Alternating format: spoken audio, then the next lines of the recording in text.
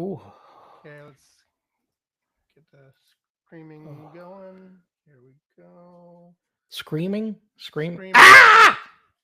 Yes, exactly. There's Oh. much screaming. Okay, let's make. Okay, boom. Ugh. Okay, one more boom. There we go. Okay, this is likely to be long. Shall we jump right in? Mm-hmm. Okay, here it goes. Oops. Of course, I messed that up. Here. A great way to start. Oops. There you Oops. go. Oops.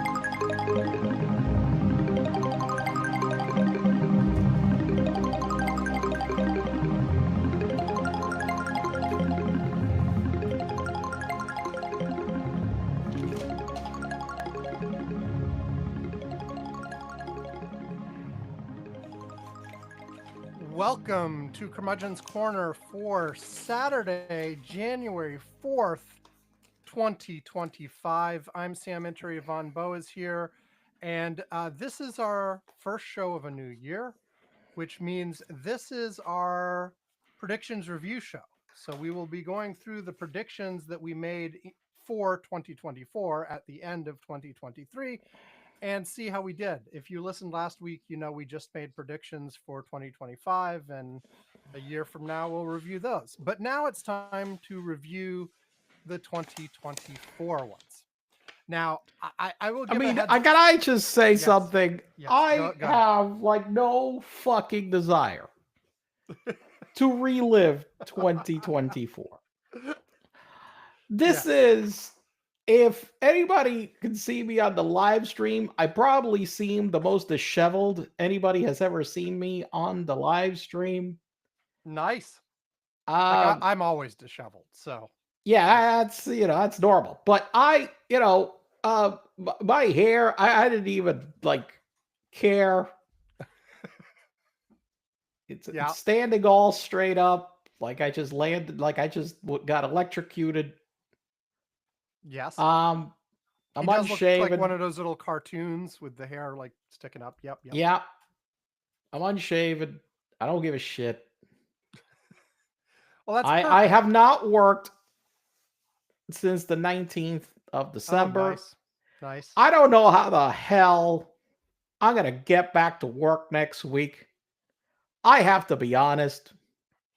I have I because I took so much time in October and November, I did not take any time at all over the holiday here, but it's been like super Slow, yeah, slow. no, but yeah, right. Nobody's been there, right? So but yeah, and I get that. I have been sleeping until 11. Yes. Well, part of the problem is that I had been having trouble sleeping the previous few weeks. It in part not just there was there was stress associated with it, but also the medications I had been taking interrupted sleep. Right. So I got to the holidays where I had this ridiculous sleep deficit, and Uh-huh. I have been sleeping a lot. Okay. Nice. Well, I was about to say, I've done a preliminary count of the number of predictions we made last year. Now, Oh, and by the way, yeah, my, yes. my main point was Yes, yes. 2024 can go suck it. And my expectations right now are that 2025 will be no better. Right. Or perhaps worse. Worse. Yes.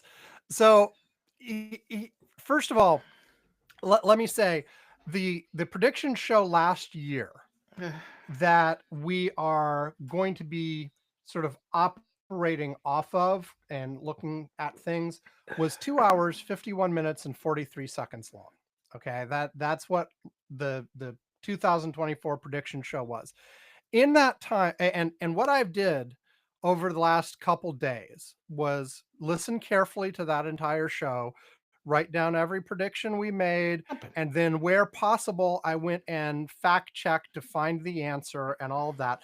So just so all of you know, like that takes about 3 times as long as the show itself. So like for every 15 minutes of audio in that show, it took me about 45 minutes to do the writing down the predictions and the fact checking and blah, blah, blah. So yes, that means it took me about 9 hours to do that. So everybody should appreciate that. Now, within that, I'm about to give you the numbers that I actually came up with answers to. And then above that, there are a couple dozen that like I noted that we have to discuss. So of ones that I gave true or false answers to already, I had made 121 predictions and Yvonne had made 113. Okay. Plus the ones that we have to adjudicate during the show. And so that averages about a prediction every 44 seconds. So just saying, we need to hurry up and get into this because we have to beat that. Let's be go. Less than. Okay. Let's just fucking go. Let's go. Let's do this. All right. As usual, this is divided into sections. We've got a politics section, which is by far the longest. In last week's show, it was an hour and 9 minutes just of politics before we got to anything else. Then international, economy / business, technology, and hodgepodge. Those are our sections. And at the end of each section, we'll review our success rates for the section. And at the end of the whole show, we'll review our overall success rate and compare to previous years. That's the plan. Okay, politics. And I'm going to go in the order of the show. So the first thing that we talked about was whether or not any primary or caucus would be won on the Republican side by anybody other than Trump. I said no. You said yes. Okay. Do you remember the correct answer here? I'm probably wrong. No. Haley won DC and Vermont. Oh, shit! Damn it! I got something right! Son of a bitch! So yes, you start out strong with the first question right, and I start out badly with the first question wrong. Okay, next was the question of what month DeSantis will drop out in. I said March. You said January. The right answer? January 21st. Yes! So you were right twice in a row to start out with, and wow! I was wrong twice in a row. Okay. Next up was what percentage Haley will get in the South Carolina primary. I said between 20 and 30%. You said between 15 and 25%. The actual Haley result in South Carolina was 39.52%. So we were both wrong. We were both wrong. We both underestimated Haley in South Carolina. Unreal. I also said, and you made no prediction on this one, but I said South Carolina will be Haley's best state. No. DC it wasn't. Yeah. Vermont, yeah. DC and Vermont were both better. You could argue that DC wasn't a state, but Vermont was better anyway. Well, Vermont was better anyway, so I'm wrong regardless. Yeah. Okay, the next thing was what percentage of the RNC delegates would not be for Trump? And we specified, by the way, not the actual vote at the convention, because almost always that gets like, everybody goes for the winner. They do something by acclamation. They do various nonsense, but rather what the totals would be on the election graphs count, which I basically base mine on green papers of very slight differences. So I said between 10 and 30% would be not for Trump. Yvonne, you actually said more than 50% of the delegates would be for somebody other than Trump. Jesus Christ. You thought there would be all kinds of chaos at the convention. I don't know what the hell drugs I was taking. Or maybe I was playing both sides. Well, specifically on here, what your prediction was that Trump would not have a majority of the delegates, but it would be, a contested convention, and they would make a deal during the course of the convention. So it wouldn't actually go to more than one ballot. But anyway, that clearly did not happen. That clearly did not happen. And the actual percentage was 4.24%.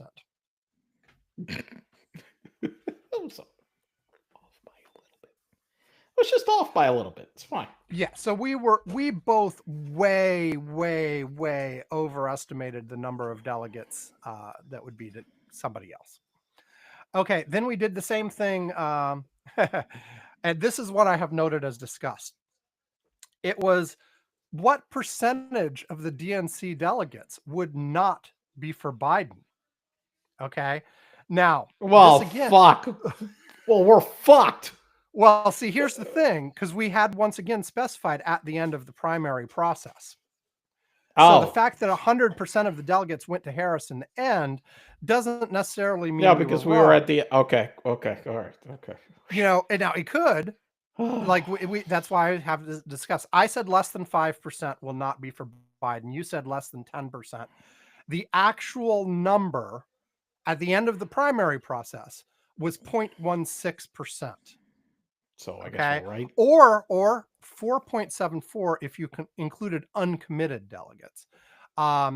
Either way, if We were right. we were right, unless you say no, they were 100% for Harris. But I think we were specific. It was that end of the primary process. So Right. Not the right. not Okay. the convention. So I'm going to count us both as right. Okay. Next prediction. Would both Trump and Biden live through the year? I said yes, you said no. Oh fuck. Well, I'm wrong. Okay. We both agreed that Biden would be president at the end of the year. No, that was right. We were right. We both agreed that Biden would be the Democratic nominee. Well, I could say we're wrong. We were clearly wrong on that. God, We both agreed that Trump would be the Republican nominee. We were right on that. you were right on that one. We both so you made a prediction that there would be no presidential debates between the two candidates. Okay. And I said if Trump was the If I nominee, was there'd be right, maybe if I was fucking right, we wouldn't be in the fucking mess that we're in the first place. That's my first. Uh-oh. Yvonne, you have disconnected.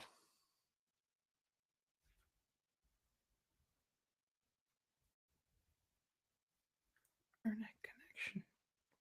Okay, you're back. Something weird is happening.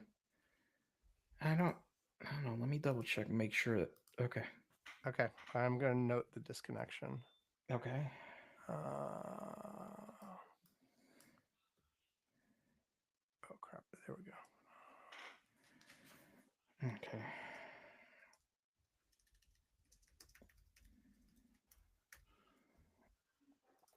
If you would be right, what, Yvonne? Well, he thinks that it turned out a little bit different. Well, I honestly don't know. Like, I don't know either. I don't. Like, Biden was not doing well at that point in the polls anyway. He was doing much worse than Harris ended up doing. Now, he could have turned that around in other ways. Who knows? But it was not looking good as of that time of the first debate. Anyway, all right. Okay, anyway, we were both wrong. We had a counterfactual if Trump wasn't the nominee, how many debates there'd be, but it doesn't matter. Now, another one to discuss. We discussed. Well, discussed. Yeah, that too, well, that too. Okay. The question was, will there be additional Trump indictments in 2024? And we specified including superseding indictments. Now, here's the deal. There was a superseding indictment in August 2024. However, it did not add any charges. It actually removed charges. Does it count? No. Okay. Then I said there would not be additional indictments. You said there would be, so I was right. You were wrong, given that we do not count the superseding indictment that removed charges. Yeah. That's not. Yeah. Okay. Now the next question was, will there be additional Trump world indictments? So other people, in the surrounding Donald Trump. Were there? The Arizona election interference case was indicted in April. It included a bunch of Trump associates in it, including Giuliani, Meadows, others. So we Okay. were both right about that. Okay. Okay. Okay. Then the question was how many of Trump's criminal trials would start by election day? I Well, we said had exactly 2. You said at least 2. The answer was only 1 did, one. so we were both Yeah. wrong. Yeah. We're both wrong. Okay. So the next question was about how many trials would finish. And we specified by election day, not by the end of the year. But here's the important question. It would have been the same election day or end of the year. Yeah.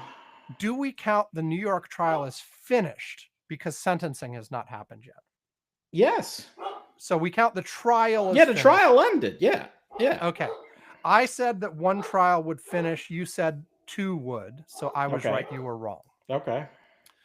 I specifically further specified that DC and Georgia would both have started. That was wrong. That's wrong. I also specified that DC would finish. That was wrong. wrong. Then the turn down your volume slightly again. Okay. 16. Well, you turned up your microphone gain earlier, and that made it louder on mine. Okay, I'll turn it. No. That's okay. I'll turn down the. Okay. Oh, I got it. I turned okay. mine down a little bit anyway. Okay. All right. Okay. Next up, I said there will not be a Trump trial in progress during primary voting. You said there would be. I was right. You were correct because the last New York primary was case. in June and the New York case was in like May or something. Yeah. Okay, so I was wrong. You were right. Then yeah, so the next question was, will there be a Trump trial in progress during the RNC? We both said there would be, but based on our previous decision that the trial counted as ending in May, no, there was not. Okay. So we were both wrong. And same thing, we said there'd be a trial in progress during general election voting. Given that we're counting it as done in May, no. If we were counting the end as sentencing, those would have all been yes. No. It's not. No. Okay, DC trial during the convention, I said, and that was wrong. Georgia trial during the general election, I said that, and I was wrong. You made no predictions on those 2. Now, the next one is another one for us to discuss. There we go.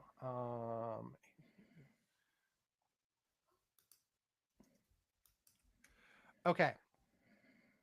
Next one for us to discuss was about what SCOTUS would decide on presidential immunity. So we both said that SCOTUS would not say that Trump was completely immune during his presidency. Now, they did not say he was completely immune during his presidency, but they did give a huge expansion to the understanding of how immune he was. Do we say that we are right because it wasn't complete? Yes. Yes. Okay. They did massively expand immunity. They did expand it, but they did say that he was completely immune. No, they outlined how he wouldn't be, and so forth. They just made it incredibly narrow. But they made it narrower, but they didn't eliminate it. Okay. Now,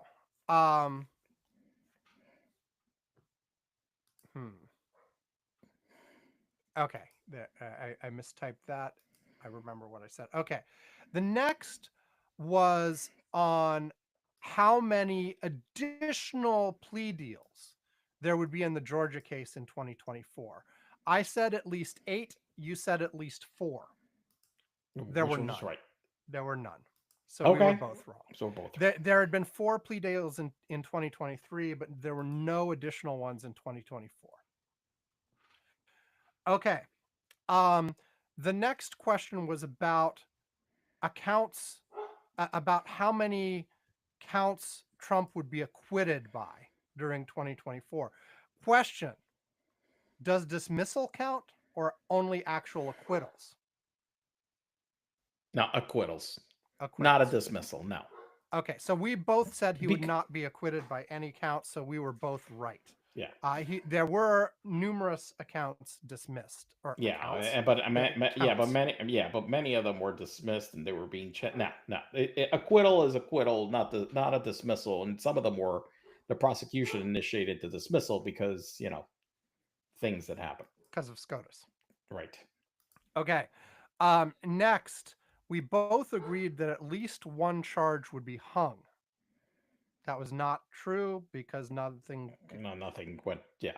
Well, Right. the New Well, the New York went York to the one could end, but have. Right. nothing was hung. Right. So Nothing was hung. So now we were wrong okay. Now again. again, the next one is an interpretation.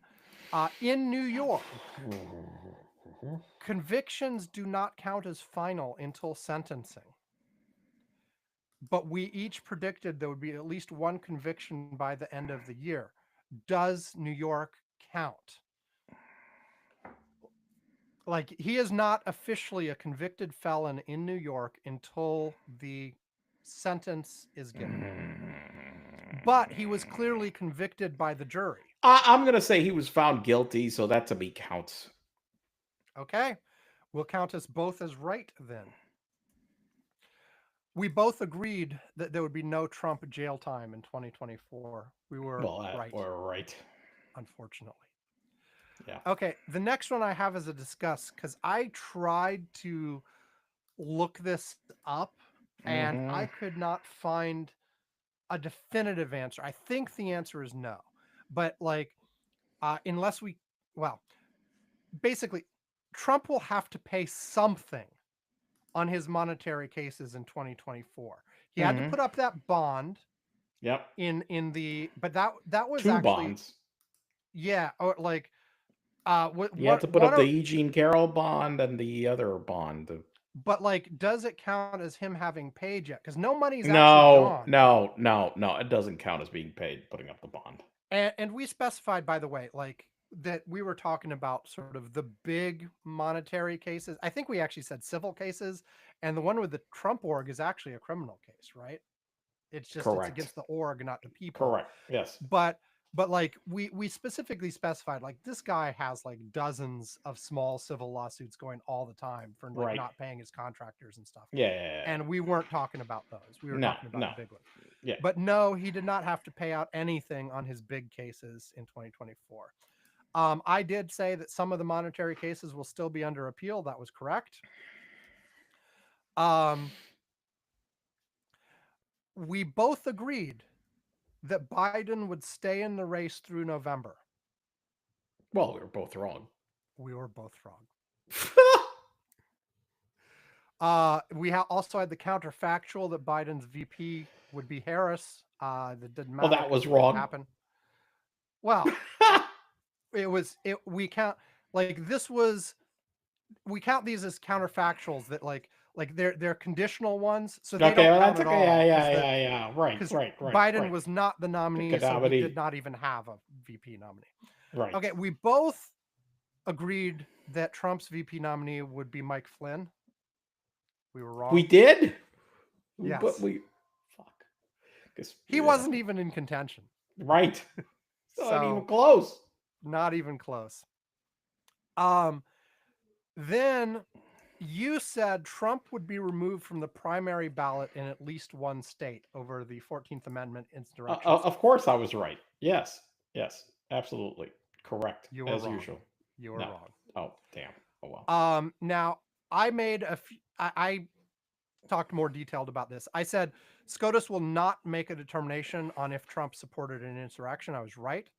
I said SCOTUS will say there's some process-wise reason the 14th Amendment can't apply here. I was right.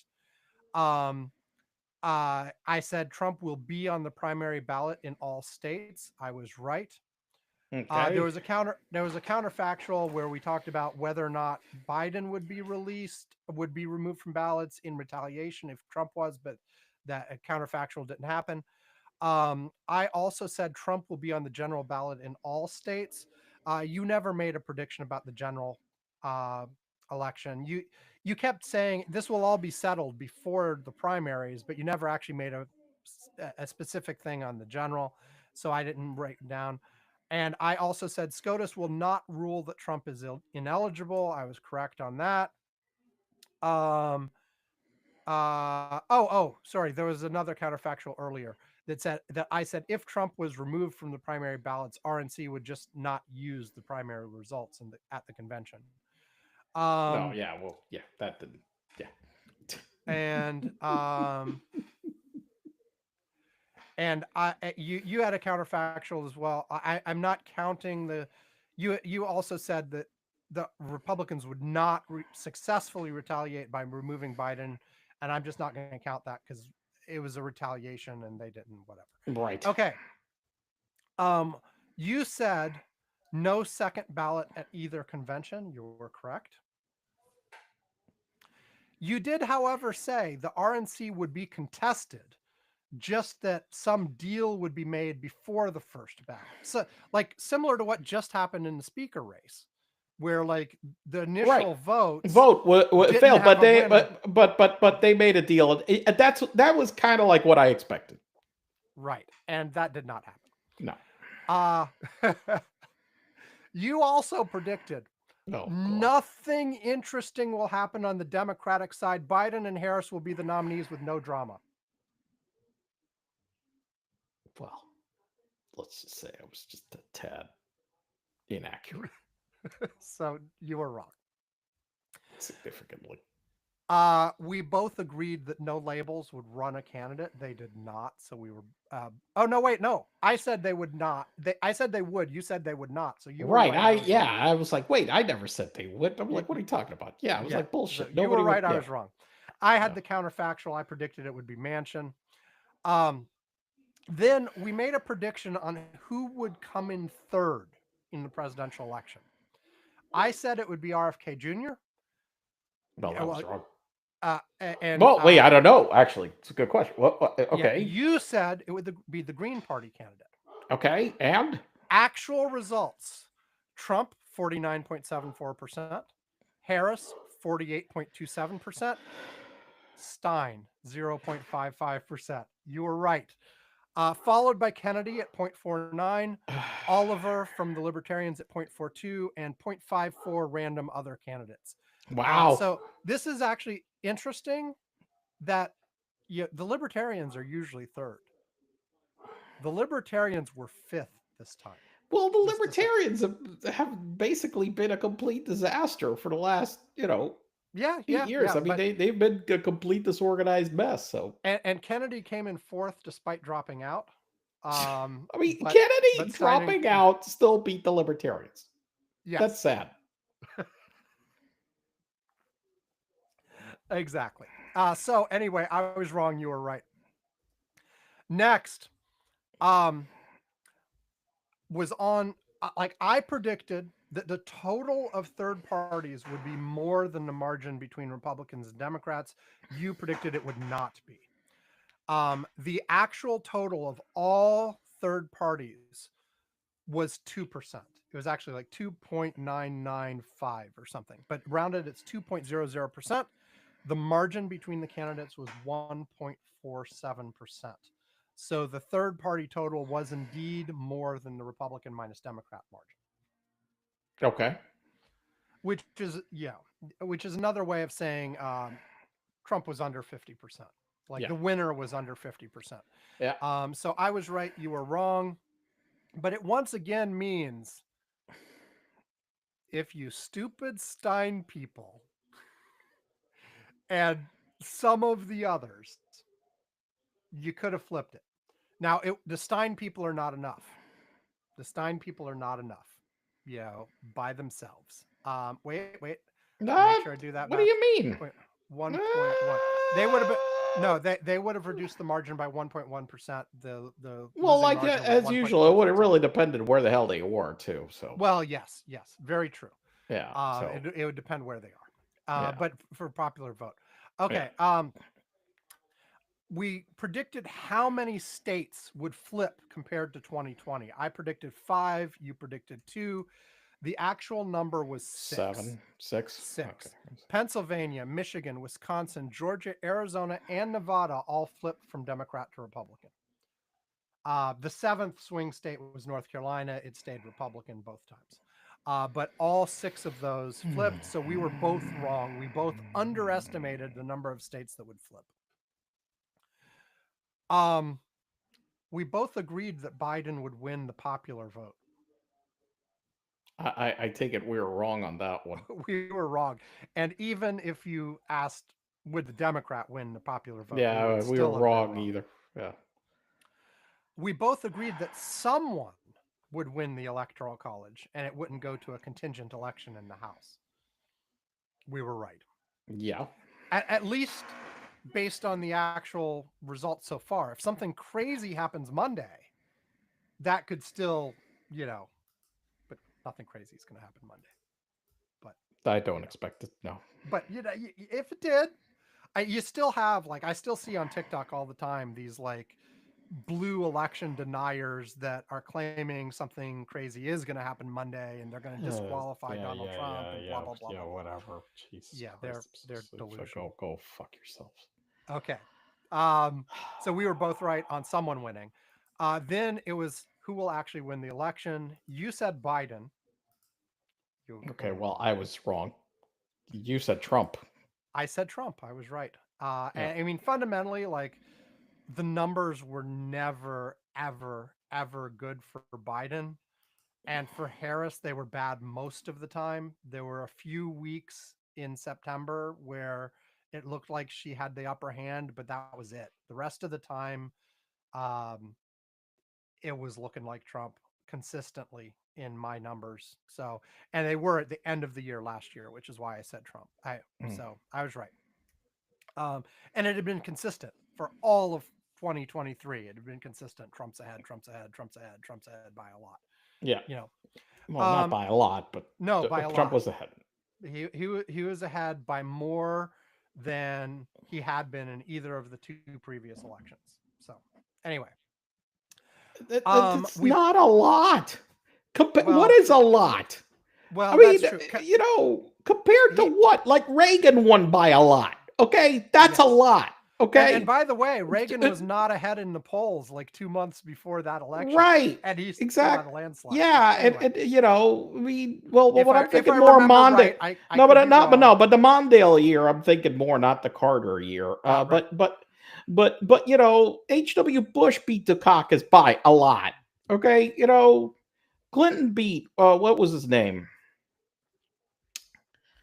Oh God, who? Dole. Yes, Dole. He beat Dole by a lot, right?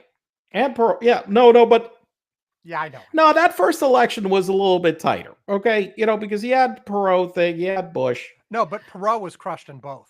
Yeah, no. I get that, but if you look at how many listen, he got more popular. He got more votes than any third party candidate ever. Closer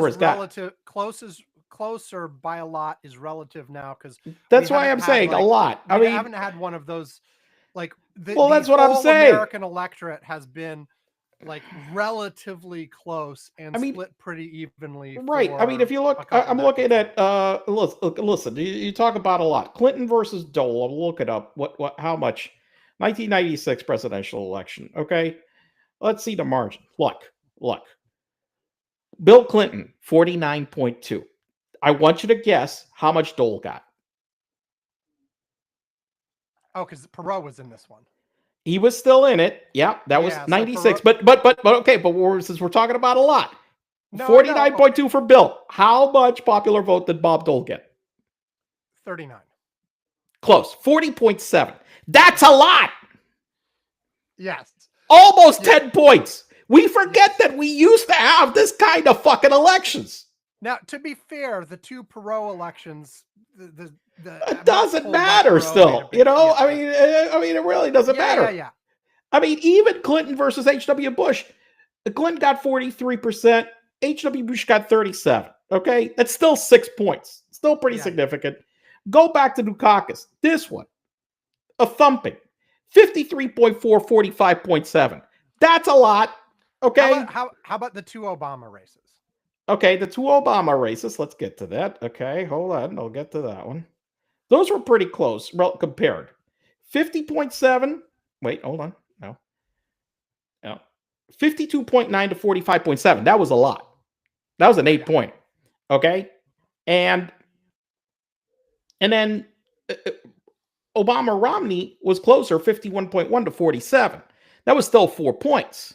Right. That I would say that's a lot because compared to the other ones, they're already talking about 8 point races. And remember, despite the talk right after Election Day, where people were talking about, and Republicans are still talking about this as if it was a Trump landslide, this was like the closest popular vote election for, except the ones where the loser didn't win, Right.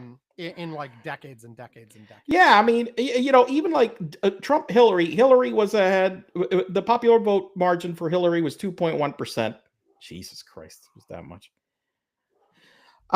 Hell, I mean, 2020, which we talk about supposedly being that close, popular vote final total 51.3, 46.8. I mean, that was pretty significant. I mean, and then this, the other 49.7, 48.3. I mean, Jesus Christ. The other measure I haven't calculated this time around and haven't heard, because I think it's bigger than the last couple of years, is how many votes would have actually had to flip in the swing states to change the outcome.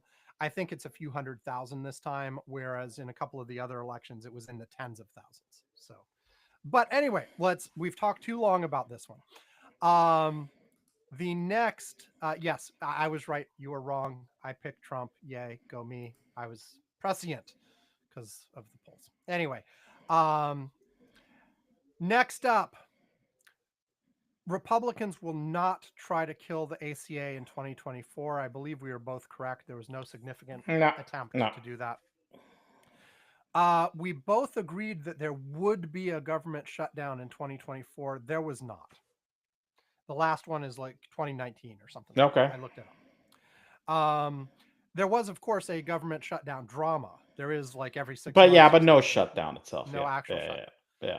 We both agreed that Johnson would not remain speaker. Fuck, we were wrong. This guy, I have to give credit to Johnson. I mean, he looked a couple of times like he was dead.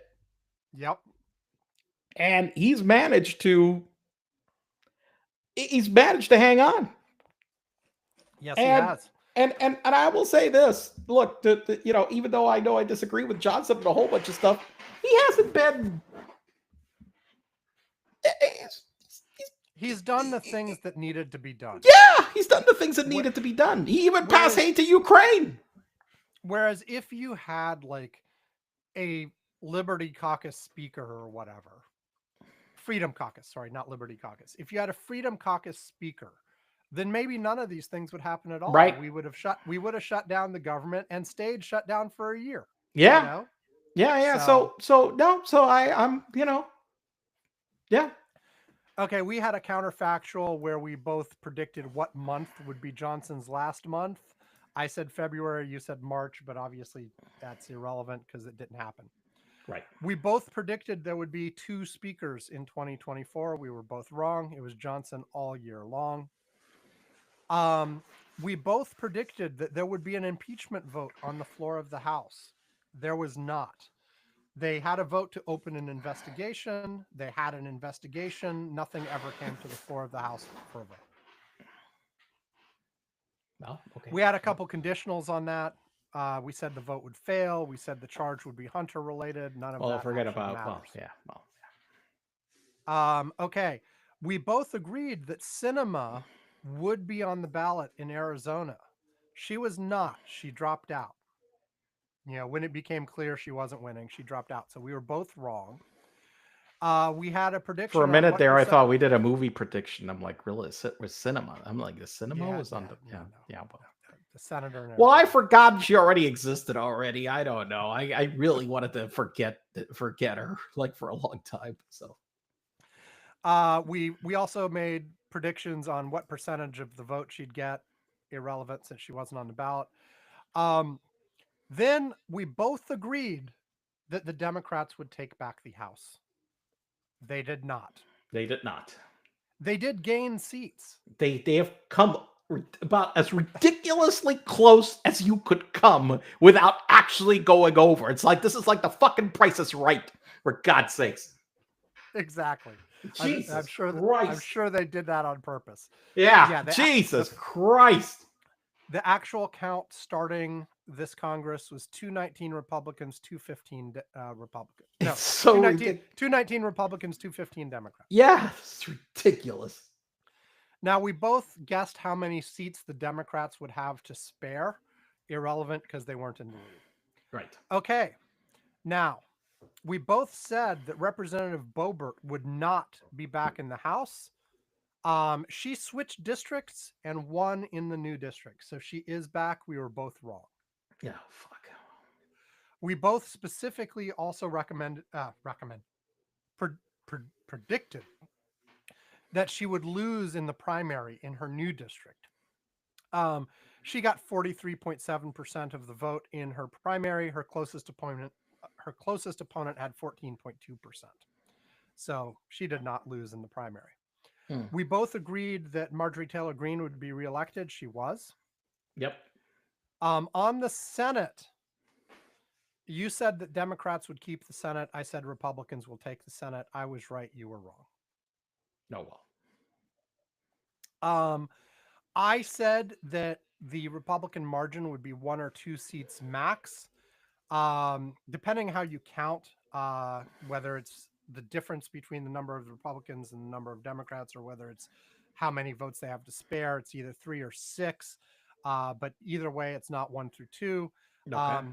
The theoretical count was 53 Republicans, 45 Democrats. But piece of trivia here: one of the senators was not sworn in this week. Who? And so the actual count is 52 Republicans, 45 Democrats right now. Who didn't get sworn in? Jim Justice from West Virginia did not get sworn in because he is finishing out his term of governor of West Virginia, which does not end for another week and a half. And then he will be sworn into the Senate. Interesting. Oh, okay. Like he could have resigned from the governorship and been sworn in right away, but he made the determination he was going to finish his term. I think it's like the 13th or so. I don't know, later in January sometime. So his term goes later in January, and then once he's no longer governor, he'll be sworn in as Senate. So, okay. You made a very specific prediction. Not only would the Democrats keep the Senate, but you said it would be a 50-50 tie with Vice President Harris breaking that tie. You were wrong. Gee, you think? I said it would not be 50-50, so I was right about that. Okay. Next up was Ukraine aid. I said that Congress would not approve Ukraine aid. You said it would. They did. So you were right. I was wrong. I had a conditional about Biden finding another way to get Russian. What do you got? They passed the aid. From Russian Doesn't accounts. Blah, blah, doesn't matter. Okay, you said, and I want to discuss this. You said Ukraine would be some part of a deal thing, and listening to it, I sort of thought you meant a budget deal kind of thing. It doesn't. It appears this got done separate from the budget deal, but it was part of an aid deal along with aid to 3 or 4 other countries. Do I count? No, but it was it wasn't the budget. I mean, I'm thinking it was a part of a budget deal, like to keep the government open or something, whatever. And that was not. That's how I interpreted it too. But listening to you carefully, you never said budget deal. You just said part of a deal. Yeah, but if I'm sure I was thinking budget deal. So no. Okay, no, so you were wrong. Yeah. Okay. We both agreed there would be more aid to Israel. We were right. Yeah. We both agreed that Senator Brown would hold on and win in Ohio. We were wrong. Well, we were wrong. We were both wrong. We both agreed that Senator Tester would lose in Montana. We were both right. Yeah. We both agreed that the pro-abortion side would win everywhere it was on the ballot for referendums and such. The actual record was 7 wins, 3 defeats. So we were wrong because we predicted a clean sweep. Yeah. And that was specifically on initiatives to add a right to abortion into the state constitution. There were a couple other abortion-related things that were harder to interpret, but like of the ones that were specifically that kind of constitutional amendment, it was 7-3. Okay, then we both agreed that at some point in the year, Biden's 538 net approval average would rise above -7%, which was the best he ever got in 2023. Did it? The best he ever guess got was no. -10.1%. Yeah. So no, it did not. So we were both wrong. Next up, we both agreed that Rudy Giuliani would have to pay at least something on his civil cases this year. Well, he's been having to pay. Yes, he's still fighting. There's still disputes But going they're on. taking they've been taking his shit, you know. They have been taking stuff. Yes. Next up, so we were both right. Next up, same question for Alex Jones. I know the onion thing is in dispute, but he's had to pay something already, right? Yes, he has forfeited assets and things already, yes. We both agreed that he would, so we were both right. Okay, next, my wife's re-election. We both agreed my wife would win re-election. She got 93.59% of the vote, so she did win re-election. Yes. And now that's a landslide. Now that's a landslide. Of course, she had no opponent. So hey, you scared them, you know, you scared them out of the water. So now I did, however, predict that she would have a Republican opponent.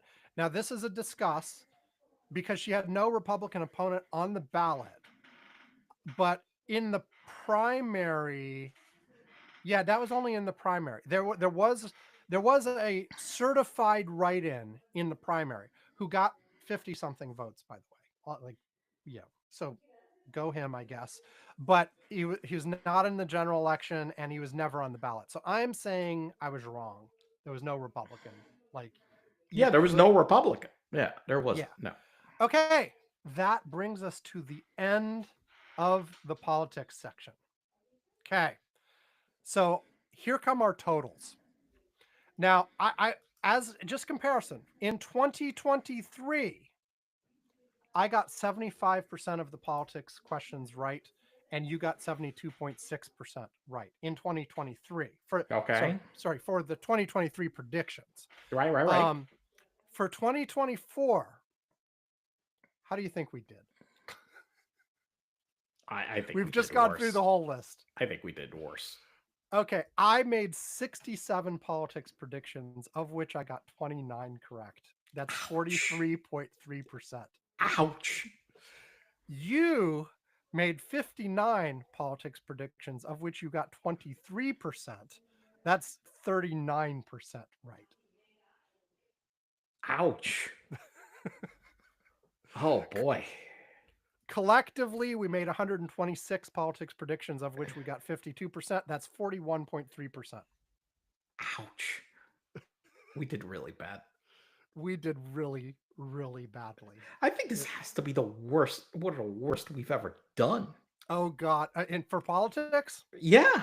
Okay, here we go. Like I've got the numbers going back to 2015. There were a few years before 2015 where I did these calculations on paper instead of a spreadsheet, and I do not have those pieces of paper handy. But let's see. Our collective amount in 2015 was 66.7%. Okay. In 2016, 61.5%. Fuck. 2017, 61.7%. 2018, 69.0%. 2019, 57.5%. 2020, 55.0%. 2021, 59.4%. 2022, 68.1%. 2023, 72.6%. Dude, this is the worst we have done by since 2015. I cannot since guarantee since the ones that we have the data for by a lot. By a lot, yes. And I do think I I, mean, the Biden dropping out thing made a but it, difference, but that but wasn't. but There no, was a but lot of other that was stuff no, but too. there was a lot of other stuff, and I think look, it goes back to why a lot of the models that forget about the polling models. Uh-huh. I'm talking about the models that looked at the fundamentals. You're talking like the keys and all that kind of stuff. Like Exactly. That looked at what would happen based on the information.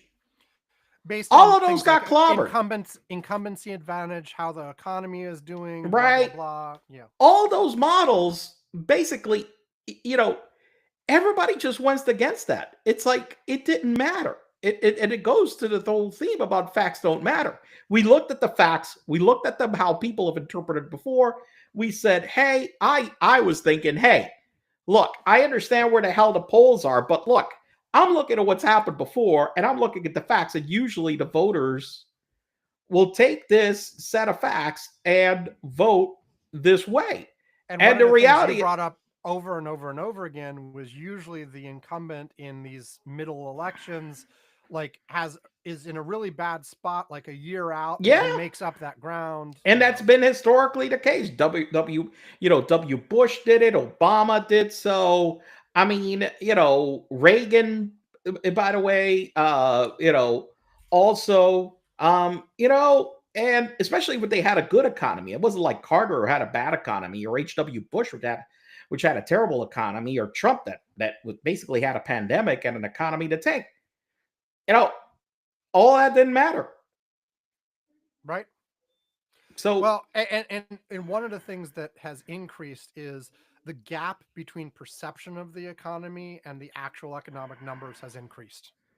oh, or the gap between facts and Although reality, that flipped between right after reality. the election, suddenly the economy was much better for Republicans, like the day No, after the election. You know, no way, Sam, for I, real. I don't know how Get that out of happened. here. Nah, nah, that didn't happen. And worse for Democrats, by the way, too. But It no, it was not in the same percentage, but right, yes, okay. yeah. So So that is it for politics.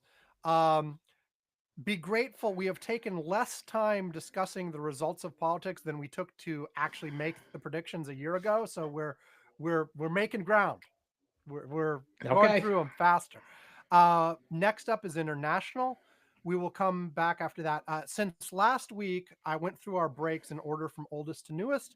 This time, I will do our breaks from newest to oldest, with the last two being the dynamic ones that I pick. I choose the category, but then pick, which means our first break is an Abel Dream. This is Abel Dream 23. And it's actually a pretty short Apple Dream. So we'll be right back with international. Here it goes. Here's an exciting one. People at work were making lists of things they had to do. And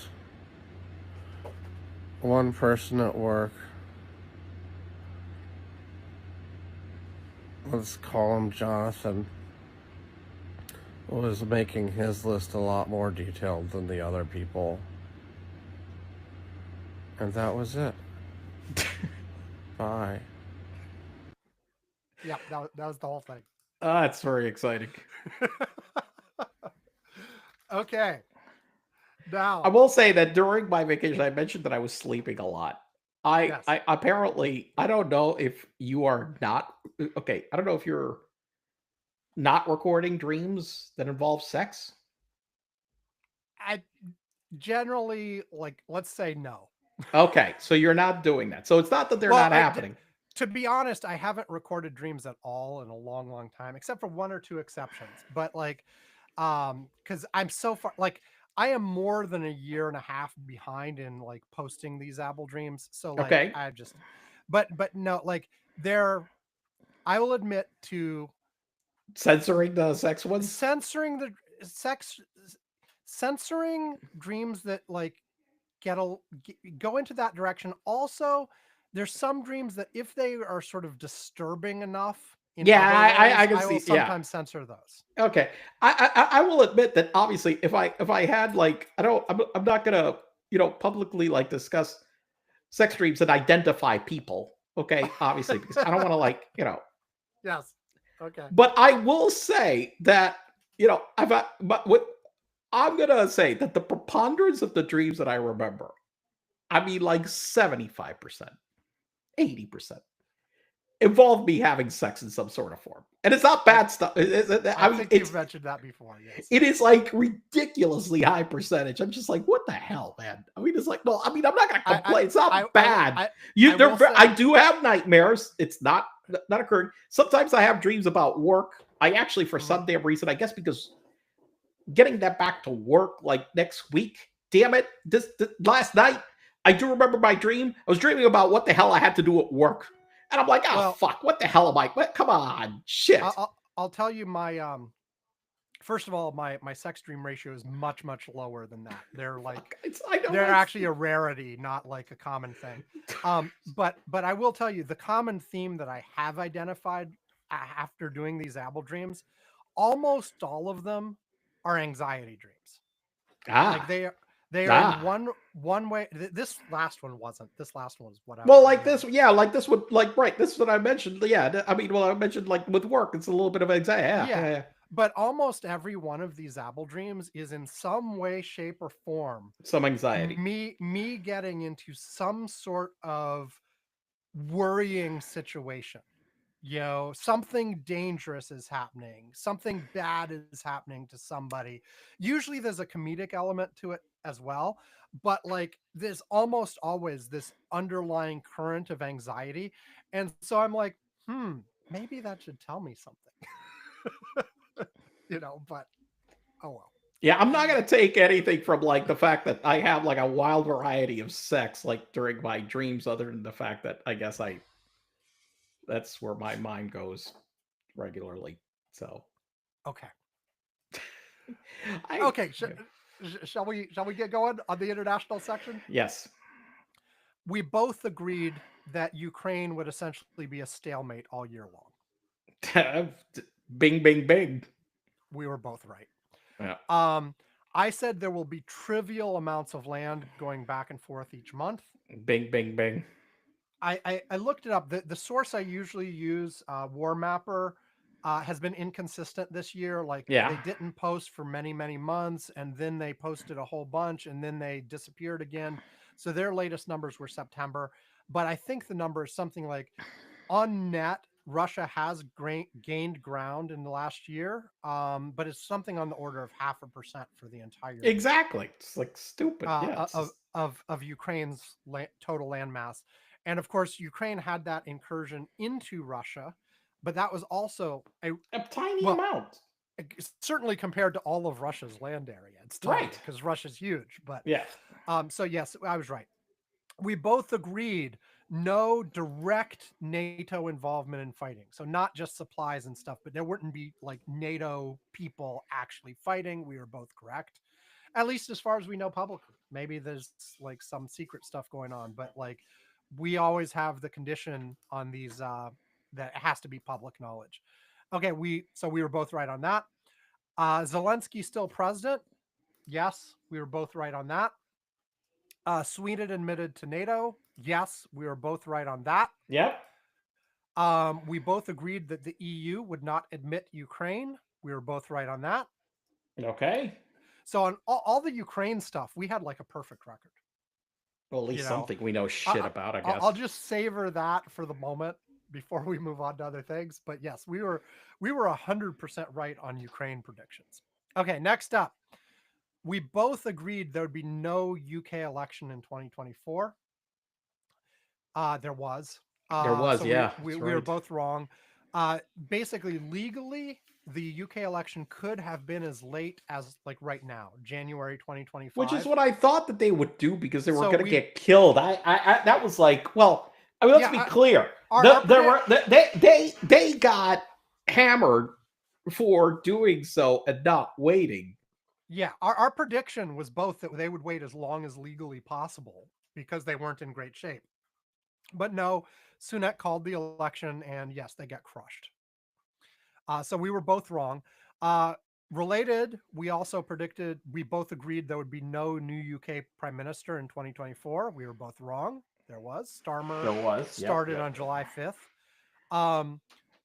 Then I further predicted there would be no new conservative leader in the UK. There was, as you would expect after that loss.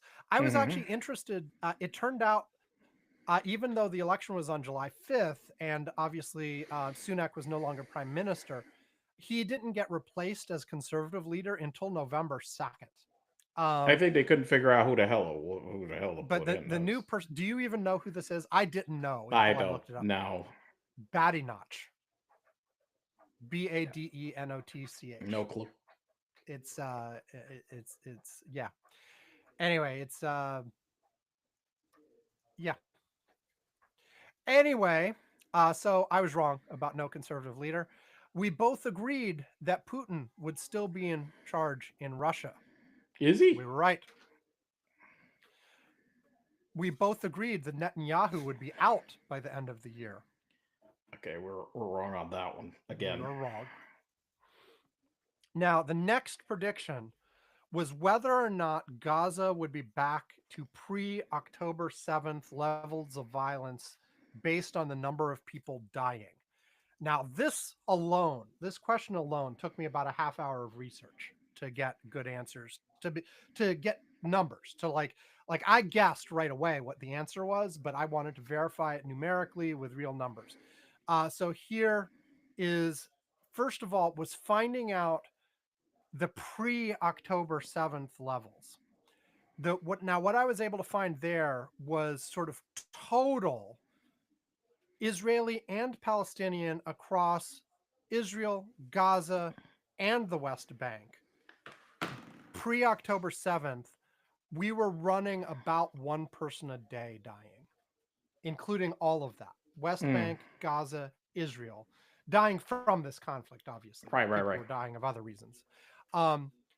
Just looking at December, and just looking at Palestinians, and just looking at Gaza, there were about 1,100 in December. So the one a day is about 30 total across all of those groups and all of those locations. Jesus. 1,100 just Palestinians, just Gaza. Jesus.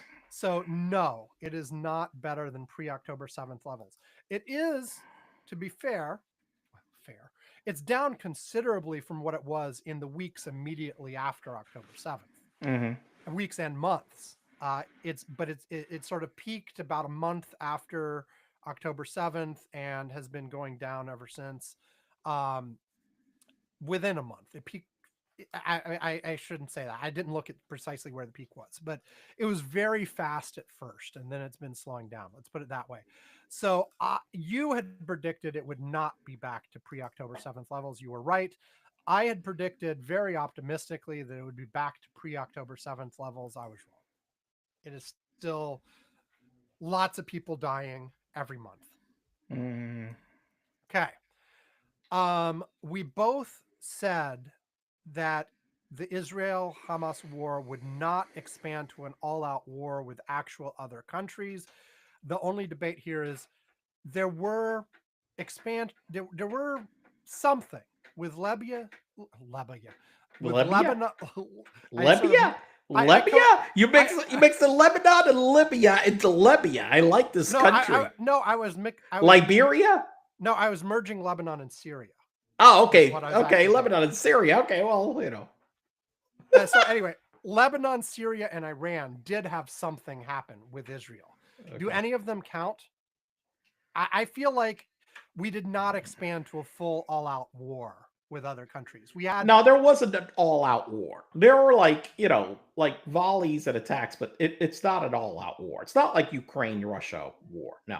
No, I'd say the closest was Lebanon, where for a few weeks Israel. But it still didn't. No, it didn't. It all fizzled out, thankfully. So I will say we were both right on that one.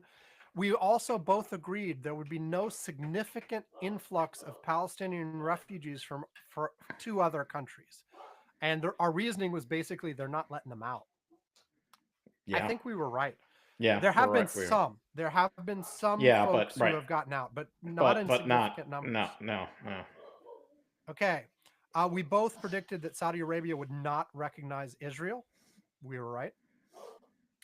We both predicted no progress towards a new Iran deal. We were right. Hmm. Um, I said there would be a peace deal in Yemen. You said there would not be. You were right. I was wrong.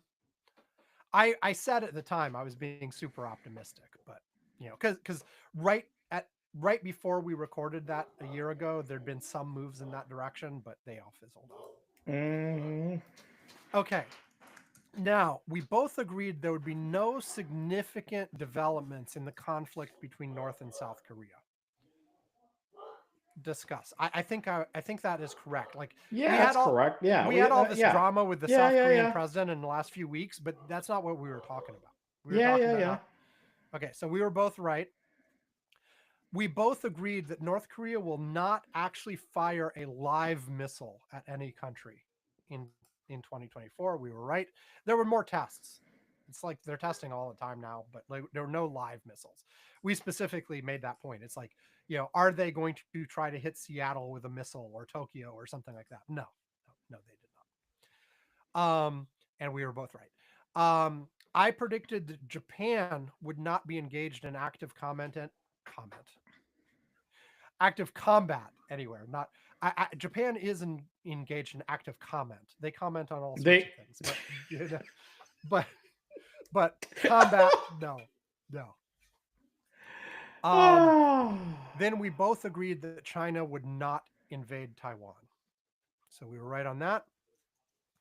We both agreed that despite a bunch of stuff that was going on in that in November, December last year, that Venezuela would not actually invade Guyana.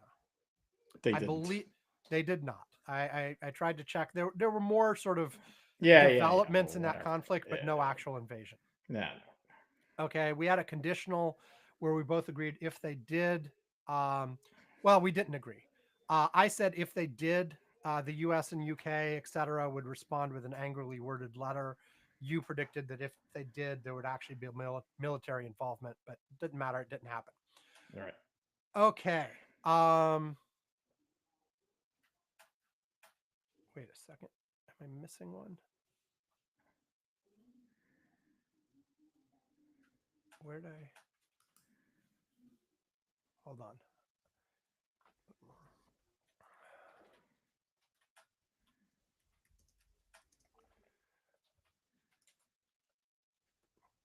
Okay. Anyway, I am missing one from my spreadsheet, which I will add in manually momentarily. But the next one that is here is that no major U.S. direct involvement militarily anywhere, just the usual sort of stuff like every year. And you specified more that it was like no full scale comment. There'd be various comment again. There'd be no full scale combat, just the usual sort of occasional raids everywhere. I counted us both as right. Okay. Okay. The one that I remember spending time figuring out last night, but is not written down here, was Hmm. whether or not we would have, whether or not any other country that was not just mentioned would would be talked about, like would have a big enough news event that we talked about it for an entire segment on the show. Um, and, uh, um, and so here's the answer. I went through all of our shows um, for like looking at the descriptions for the year. Um, we had brief moments where we talked about Mexico, France, and I think one other, but they weren't full segments.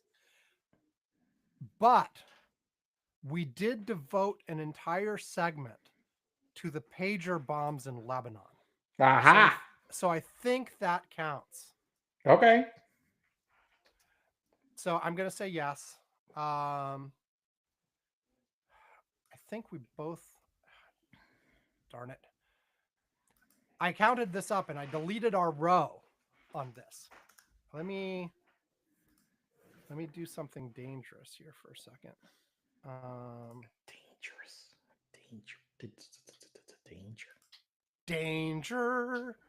Danger. I'm gonna save a copy.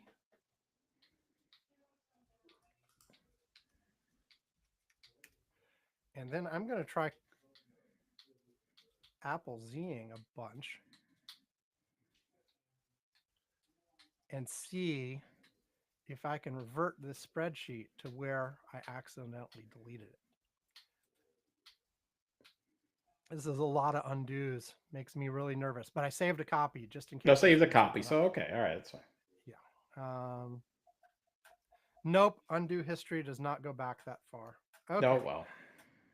I believe that we both agreed that we would talk about some other country.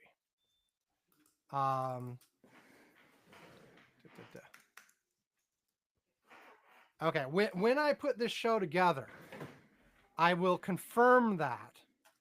And if I was wrong, I will change everything. Okay. And put in notes that I got it wrong and Bong, give bong, revised bong. numbers. Bong, bong, bong. But I'm going to say we both got that right. So that's the end of the international section. Okay. And how do we do, Sam? So, I made 24 international predictions. Uh-huh. Of which I got 18 correct. That's 75% right. Wow. You made 21 international predictions, of which you got 18 right. That's 85.7%. Wow. So you beat me on this one. I was slightly better on politics, by the way, even though we were both pitiful. But you beat me on international. And together we made 45 predictions, of which 36 were correct. So that's 80% collectively.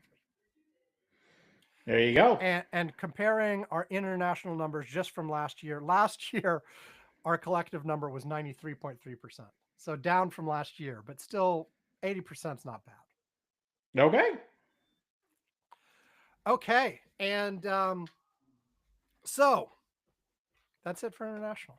I'm really I don't know how I ended up deleting that one line. I accidentally deleted. I know I had that line about the other country. I'm glad I remembered it, but I hope I remembered it right, that we both said we would talk about some other country. But anyway,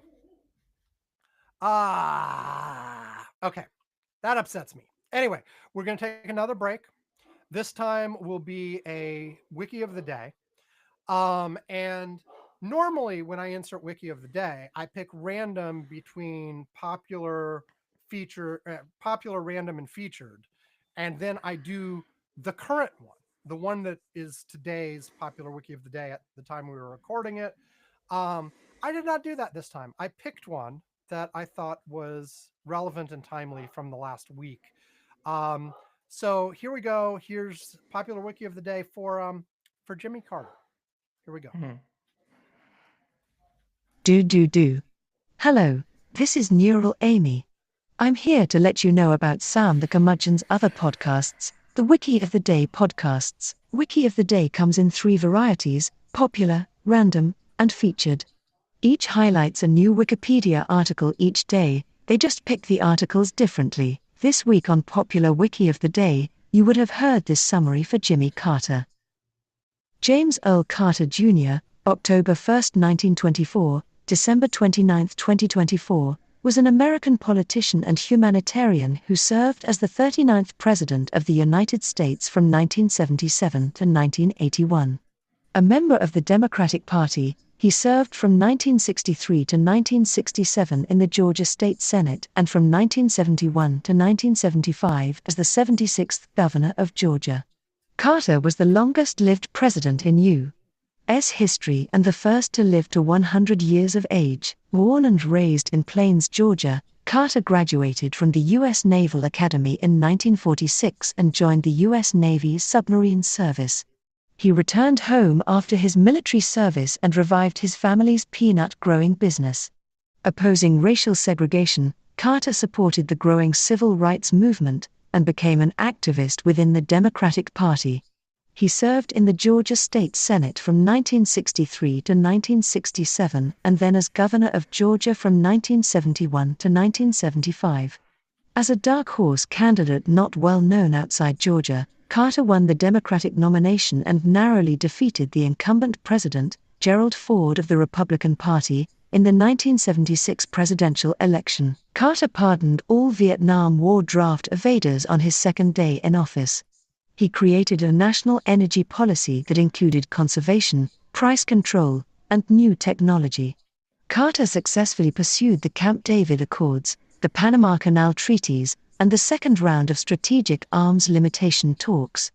He also confronted stagflation. His administration established the U.S. Department of Energy and the Department of Education. He was the only president to serve a full term without appointing a justice to the Supreme Court.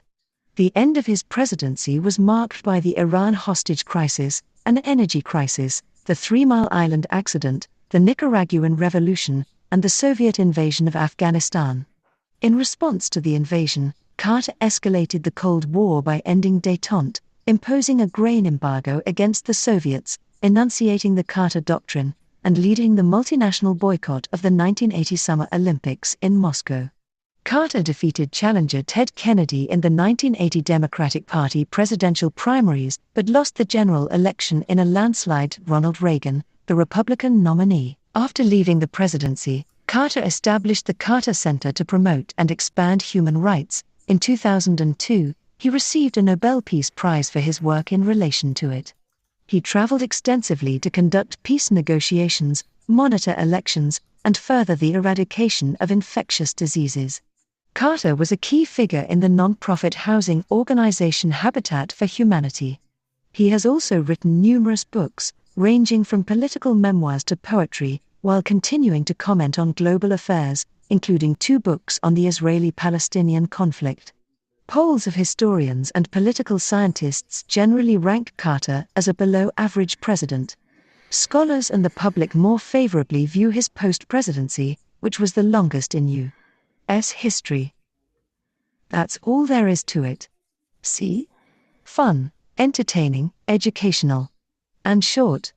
Okay, now look for and subscribe to the Wiki of the Day family of podcasts on your podcast playing software of choice, or just go to wikioftheday.com to check out our archives.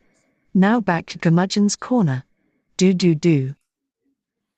Okay, we are back, and as you'll notice, that was a lot shorter than the politics one. All of the rest are a lot shorter than the politics one. We're running like half an hour ahead of the original show last week at the moment. So yay! Woo! Well, my experience has been that the long one review, is the prediction. Yes, the long one is the prediction. The review is a lot shorter. It's a little shorter usually. We end up talking about a lot of them, So I don't think that we're short. very, like I said before, we're not very excited about this fucking 2024. Let's be clear about this. Our accuracy rate was the worst ever in politics. I mean, at least that we've kept track of. The shortest review we've ever done, though, was the one where we reviewed the 2020 results, because we didn't do a full show on it because January 6th got in the way. We canceled the review show. Oh, that's right. And there were still like all kinds of things going on for the next couple of weeks. So like 2 or 3 weeks later, I forget exactly how, we did one segment where we rushed through it, but we didn't do a full review show. Right. But that was like because exigent crazy circumstances. stuff was happening. Right. Okay, so now is the economy. We both agreed no U.S. recession. We were both right. Correct? Yep. Yes. We both agreed no recession in any No. Sorry, we did not agree. I said no recession in any G7 country. You said there would be a recession in at least one G7 country. I spent time looking this up. We came close. Germany had 2 quarters of GDP declines, but they were not consecutive. So it doesn't count Okay, that doesn't count as a recession. Okay. And Japan and UK both had 1/4 of declines, but not 2. And that's looking at the last 4 completed. So Q3 of 2023 and the first 3 Yeah, they quarters of were Q4. slow, but everybody kind of like muddled through and like, yeah, didn't even though they had quarters of declining growth, they didn't have 2 consecutive quarters. So yeah, Right, which means I was right and you were wrong because you yeah, said there'd be at least one. yeah, yeah. Next, I think I know the answer to this, but I couldn't find a really solid source, so I will defer to you. We both agreed there would be no worldwide recession. So 2 GDP quarters of No, negative they're growth no, worldwide. no, they're no. The I'll say no. What I found when I'm looking for this was I couldn't find quarterly global numbers for recent quarters anywhere. Like I was finding like year-long numbers with a year delay, but like it was really hard to find global Let me quarterly see numbers. if I got. We don't have to spend a lot of time on this because Well, I'm looking at this pretty quick because I know one place that usually have this.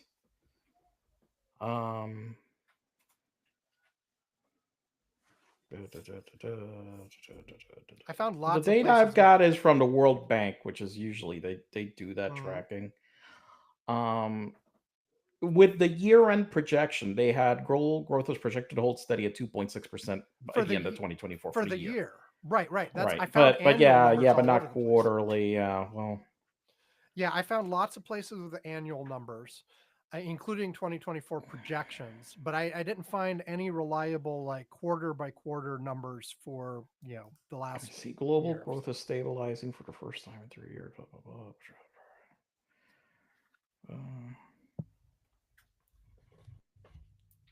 I think it's there. Oh, I download think it's growth fairly. data. Hold on, Yeah, Growth data, growth data. I found the data here. Hold on. It's an Excel spreadsheet. Oh, and I could find lots of country by country data, but like it's not letting me download it. Yeah. So Okay, all right. I think it's I think safe that to the say answer. we did not have one. We did not have a clue. Yeah, I think it's safe to say yeah. Okay, next is a discuss because again, I had a hard time like easily determining like the question is on how many Fortune 500 bankruptcies there would be. And I found lots of lists of bankruptcies, but like I didn't have a good cross reference to which companies were actually Fortune 500 or not. So I had their lists of big bankruptcies like so Yvonne, this one's up to you. How many Fortune 500 bankruptcies were there in 2024?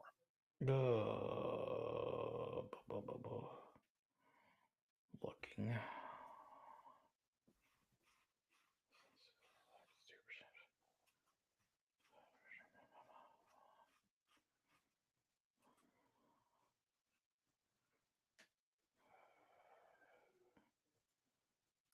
Okay, let me see. Hold on.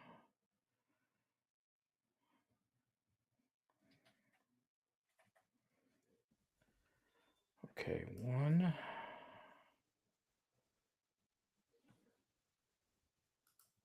Hold on. I got one.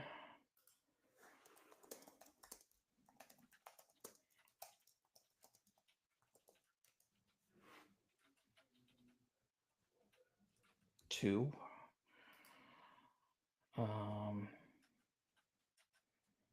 Okay, there were two. There were two. Yes. Let me double check that the other company is a Fortune 500. I know one for sure. Let me double check the other company.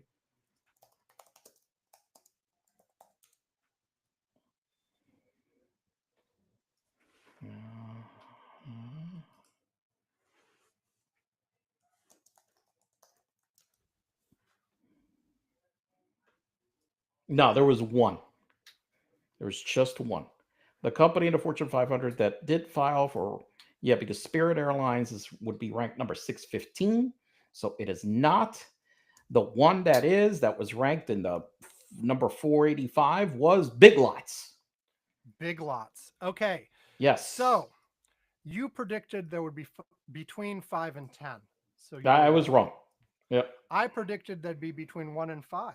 So I was So right. you got it right. Yep. Okay. Next up, you predicted a Time Warner Discovery Paramount merger. Damn it. I predicted the right merger. Wrong companies. Well, they didn't they have like a lot of discussions of that, but it didn't fell through. Yeah. And the merger that wound up happening is that Paramount got bought by my bosses. That's Company. the one. Yeah. Well, not my boss's company. No, but so David Ellison is Skydance. They agreed to merge with Paramount. Okay. And so, and Larry put up most of the money. So, yeah. So, Gotcha. no, I got it. It was I was very close on what the hell it was, but damn it, not the exact combo merger. I got too. This is the one thing when I get too precise. I knew one of those is going to happen, but I picked the wrong combination. Right. Okay. Next up, and by the way, I'm still obsessing over that one question, so I'm getting prepared to during the next break actually check it. So during the next break, I will check it and I will correct in real time rather than when I edit later. Okay. Next up, another one for you to check. Fortune 500 mergers. How many? Okay. Man, we didn't have many this year. This many were. Uh,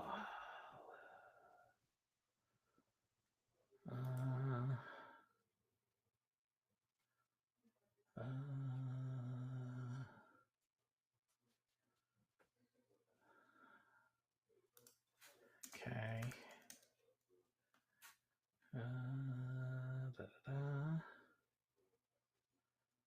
That's where it is.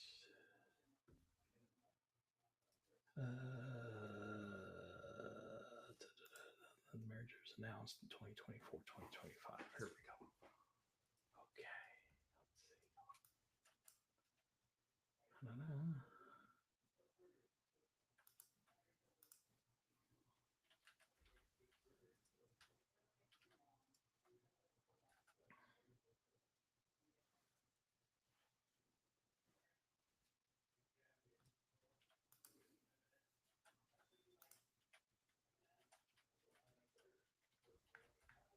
Ah, here we go.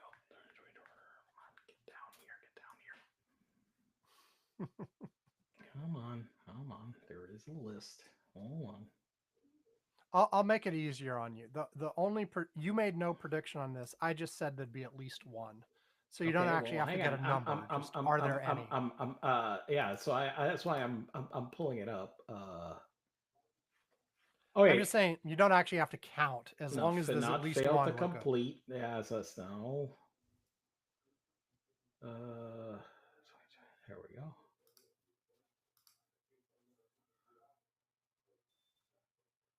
Yes.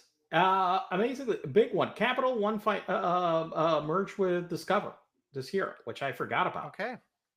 That's up 2024. Yeah, that's a big one. So I was right. Yeah. There was at least one merger. Yeah, okay. There was one. Yeah, that was the one big merger that did close in 2024. Yeah. Okay, next up, and you put this in the economy section this last year. So there may be an interpretation question, as in, do you interpret this generally across everything or only specifically to economy? Your prediction was there will be pain. I think the answer was, well, if you ask the voters, the answer was yes. Okay, so are we yes for this? Yes, the answer is yes. If you ask the voters, the answer is yes. Okay. Next up, you made a prediction on this. I did not. At when we did the show, Arnaud was Forbes's world richest person, and you predicted he would still be so at the end of the year. I think I'm wrong. No, It's no. Elon Musk now. It's Elon Musk. Yeah. We actually had some discussion here where, like, I talked about this but didn't actually make a prediction. I think I meant to, but I didn't. Where it looked like Arnault was holding fairly steady and Musk was going down in his net worth. Right. It appears, looking at the last year, Arnault's actually gone down and Musk has gone up. Yep. So you were wrong. Yep. Okay, next. We had a bunch of numeric ones, but last year we made the shift where the numeric ones were all just up or down. Okay, thank God. Okay. So we both agreed interest rates, the Fed interest rate would go down. We were right. Yes. Dropped from 5.5 to 4.5%. We predicted which quarter the interest rate lowering would begin. I said Q2, you said Q3. The actual first drop was in September. So you were correct, Yvonne. Okay. September Okay. Q3. We split on Bitcoin. I said it would go up. You said it would go down. No, I was wrong. It has gone up. The year over year was 42,265 to 93,429. Yep. Bitcoin had a pretty good year. We both agreed the Dow would go up. So on right. Bitcoin, I was right. You were wrong. So we were both right on the Dow. Year over year was 37,715 to 42,573. I said Brent crude would go up. You said it would go down. Year over year was 77.04 to 74.64. So it actually went down slightly. So you were right. I was wrong. Okay. Next up was the unemployment rate. We both said it would go up, and we were talking US here. It went from 3.7 to 4.2 November to November, which was what we agreed that we would look at. And so we were both right. Okay. And then next up, the GDP growth. Comparing 2024 GDP growth in Q3 to 2023 Q3 GDP growth. And I said it would be higher in 2024. You said it would be lower. In actuality, it went from 4.9% in 2023 to 2.8% in 2024. So you were right and I was wrong. Okay. And that is already the end of the economy section. Wow. So how did we do, Sam? So I made 12 predictions, of which I got 8 correct. That's 66.7%. Okay. You made 14 predictions, of which you got 8 correct. That's 57.1%. So once again, Sam beats me again. So I beat you again. Yes. You did beat me on international. Okay, there you go. So collectively, that means 26 predictions, 16 right, so 61.5%. Comparing to last year, last year we were 68.8%, so we are down a little bit from last year. Okay. Well, oh well. That's where we go. So I'm going to, it's time for our next break before technology. As I said, during this break, I'm going to play back the relevant part of last week's show. You guys will not hear that. I will listen to it myself. And when we come back, I will tell you what was up with that one question, confirming whether I remembered it right, blah, blah, blah. Here we go. Alex and Zoe. Wait, that's the wrong break.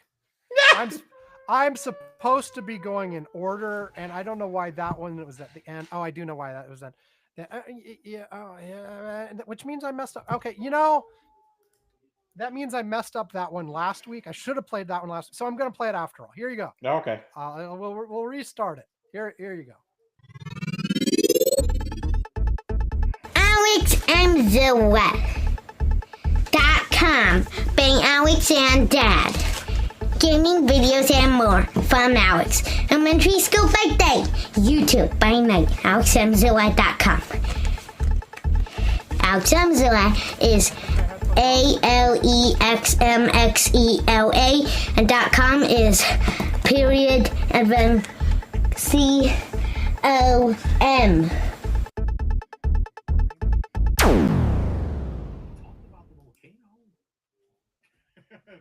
That is true. Important things happening all over the world every day that we again in the last couple of weeks, and with some casualties, so it's not like a nothing. But basically the same kind of thing as the last few years. I do not predict a major U.S. direct involvement anywhere. Cross my fingers, because that would be. You can hear this too, so I might as well. Yes. Okay, next up, will there be any major news events in countries that we have not mentioned so far that will be high profile enough in the United States that we devote an entire segment to them here on the podcast? Wait.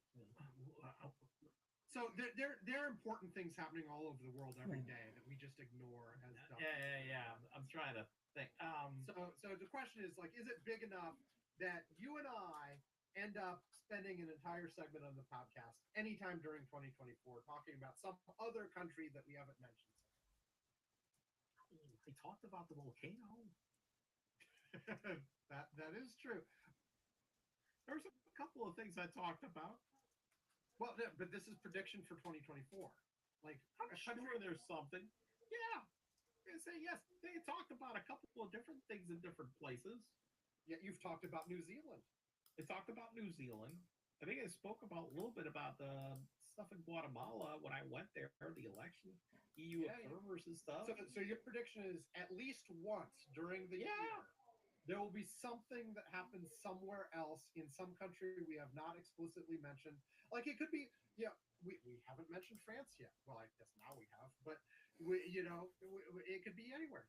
South Africa, it could be Australia, it could be. No, we haven't talked about the power outages in South Africa. Indonesia. Of course, I'm mentioning a whole bunch of countries, so that am I taking them off the list by mentioning them now? I don't think so. No. Countries we haven't made predictions. Okay. And that is it for the internet.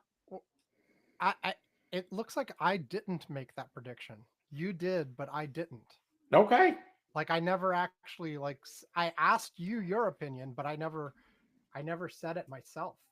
Okay, well, that's fine. Okay. So the question is, I agree with you. Okay. You didn't hear me make a prediction, did you? No, I did not. Man, that takes one off my get it right ones. How did I ask you for a prediction on that and not make one myself? I don't know. It happens sometimes. It happens a lot. Like, there are a bunch of these where I ask questions and, like, I mean for us both to make predictions, and one or the other of us does, and we discuss it, but the other one doesn't actually make a prediction. So, okay, that modifies the stats for international to I made 23 predictions and got 17 right. That's 73.9%. And you made 21 predictions and got 18 right. That's 85.7. So overall, it lowers our overall to 44 predictions, 35 right. That's 79.5%. So dropped 0.5% due to that. And I dropped a little bit more. Okay. And anyway, and technology, we went over, blah, blah, blah. Okay. And yeah, I know I said I'd do that during the break, but you could all hear. It was exciting, wasn't it? Exiting. I know that flashback was exciting to everybody. We're all tingling. The one thing I won't suggest, however, is that next year we just live listen to the previous show and react to it, pausing to look things up after every question. Okay, that would take like 2 days. Yes, because like I said, it took me 9 hours to go through that damn show. So, okay. Anyway, correction has now been in place. Not when I edit it later. I've done it right now. Okay, next up was technology. Okay. So we talked, first question was about fusion power. And the question was about whether there'd be new big breakthroughs. And I said there would not be any big enough that we would be talking about it and it hits mainstream news. And I think that's correct. There were no big fusion breakthroughs that hit mainstream news. You worded it a little bit differently, saying there were no major steps forward for fusion power. I did find, a Wikipedia page that has like, milestones in the development of fusion power, and there was one in 2024. So I will read it to you, and you will tell me whether you think it's major enough that you said there would be no major steps forward. Here it is. In 2024, the Korea Superconducting Tokamak Advanced Research K-STAR achieved the new record of 102 second long operation, integrated RMP control for H mode with a notable advancement on the favorable control the error field, tungsten diverter. With the achieved duration of 48 seconds at the high temperature of about 100 million degrees Celsius in February 2024, after the last record of 45 second long operation ELM-less fire mode, carbon-based diverter 2022. This was definitely not big enough that like major mainstream news, us talking about it on the show. Would you consider it a major step forward? I think it just sounds like a baby step. It doesn't sound like a major step forward. Okay, so you were right. No major. Okay. Excellent. You said global CO2 emissions would not go down in 2024. I said they would. I was optimistic. They, in fact, went up, and it's once again a new all-time high. Mm-hmm. Even last week on the prediction show, we predicted that would still happen again this year, that while the rate of growth is somewhat slowing, the rate of growth is slowing, but it hasn't started to come down. Actually, I looked at charts for this last year, and they don't have 2024. Well, they don't have final 2024 numbers. Yeah, final 2024. But the last 2 years looks like it's accelerating again. It had after the pandemic was actually down. Then it looked like the growth rate was depressed over what it had been pre-pandemic. Well, the problem is, but it looks like we're now going. I think the problem is the pandemic again. Yeah, well, I think the pandemic obviously skews that arc in terms of like what the. We're now increasing faster than we were before the pandemic. Yeah, but again, it's just that the pandemic with a lot of statistics like messed up what the heck were running averages in terms of like certain rates of certain things, because there has been certain rebounds and certain things that all of a sudden you've gotten these like spiky numbers and the trends. So that's yeah. So anyway, and I was wrong. I said it would not go down. So we were both correct. We were both correct on that one. And yeah, it's going the wrong way, and it's not actually getting much better. Okay, next up, the question that was asked of us was the percentage of new U.S. car sales that would be it'd be hybrid, full electric, other alternative fuels like hydrogen, etc. New car sales in the U.S. Now, I predicted 5 to 10%. You predicted 10 to 15%. If I remember correctly, I looked up the figure the other day, and it was somewhere in the mid-12s. No. So, you look up your source. Including hybrids. Yes, including no. I found EIA.gov. I'll send you the URL right now. Actually had the number over 20%, including all of those. Yeah, including okay. Because the numbers, both of us were predicting. That here, I'll send you the link. Like I said, okay. Here's the link. Well, one thing that happened this year, and I will say that spiked the numbers. Okay. Well, yes. Is that so both subsidy? Toyota? No. What happened is that both Toyota and Honda specifically this year changed a whole bunch of their cars where they made them that the base models. Oh, you can't get anything that except if it's a hybrid. Fuck you. You're not. You don't even. We're not even giving you the option because they were trying to increase their cafe averages, and so they had actually developed some new models that are quite good at it. And they were like, okay, there is no point in selling the other model. And so they basically made it that you can't. Toyota, both Toyota and Honda basically made it that you cannot buy a car that is not a hybrid in many instances. Period. So here's the thing, though.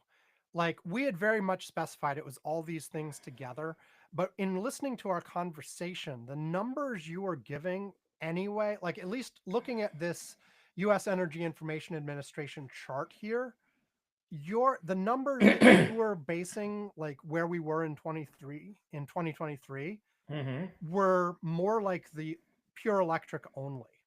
It was pure electric and PHEV, if I remember correctly. Yeah. I was Yeah. like looking at only that. Yeah. Yeah. Whereas you were looking, yes, you were not counting hybrid. Hybrid.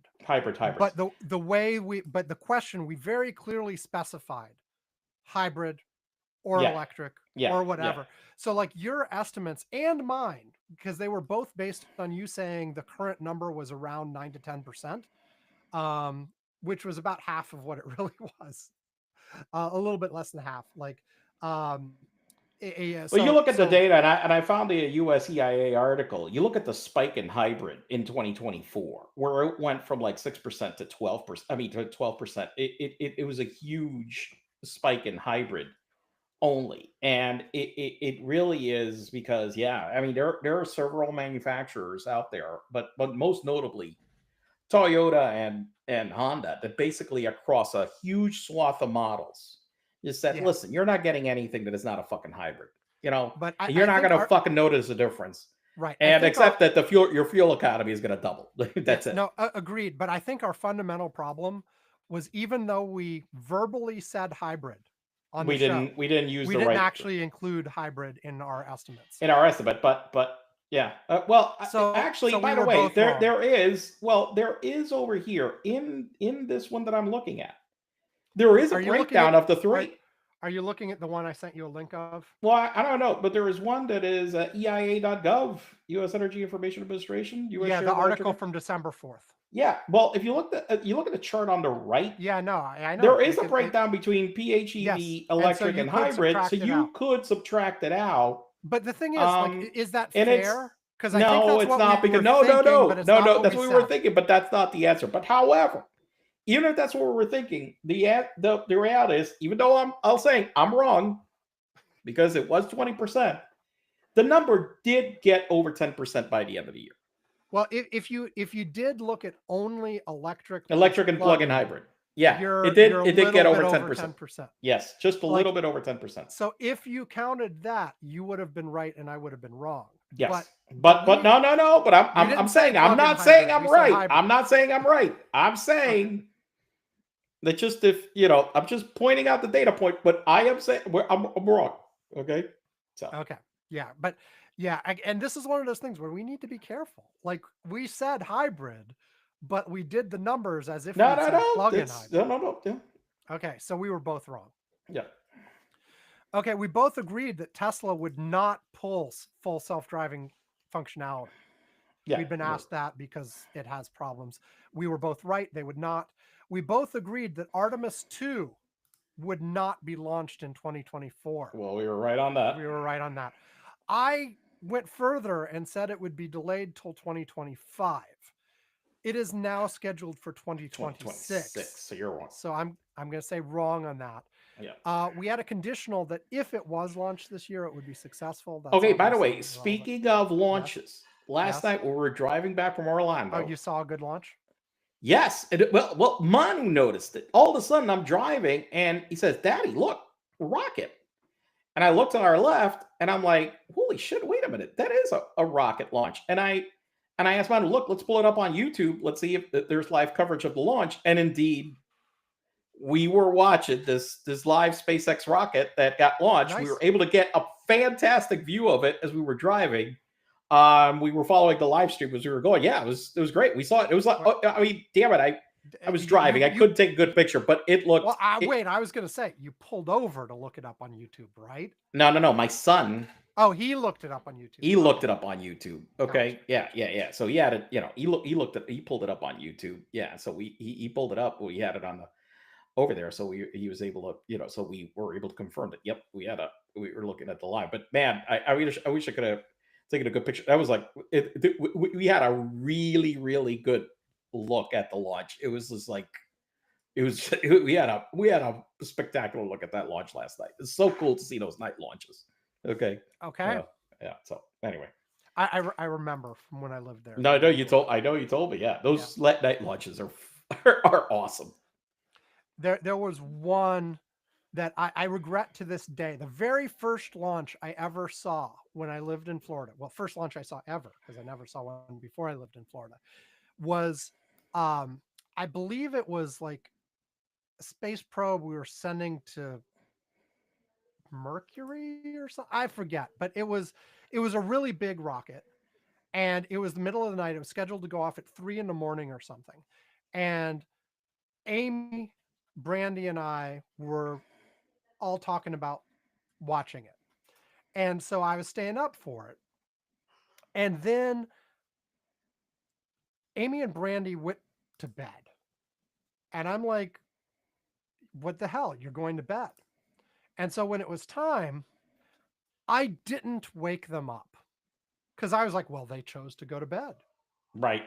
They were probably assuming I would wake them up, but I was like, they chose to go to bed. Guess they're not interested. They don't care. And I went outside. I watched the launch from right outside. This was your relative's house that we stayed in for a year or so. And went outside.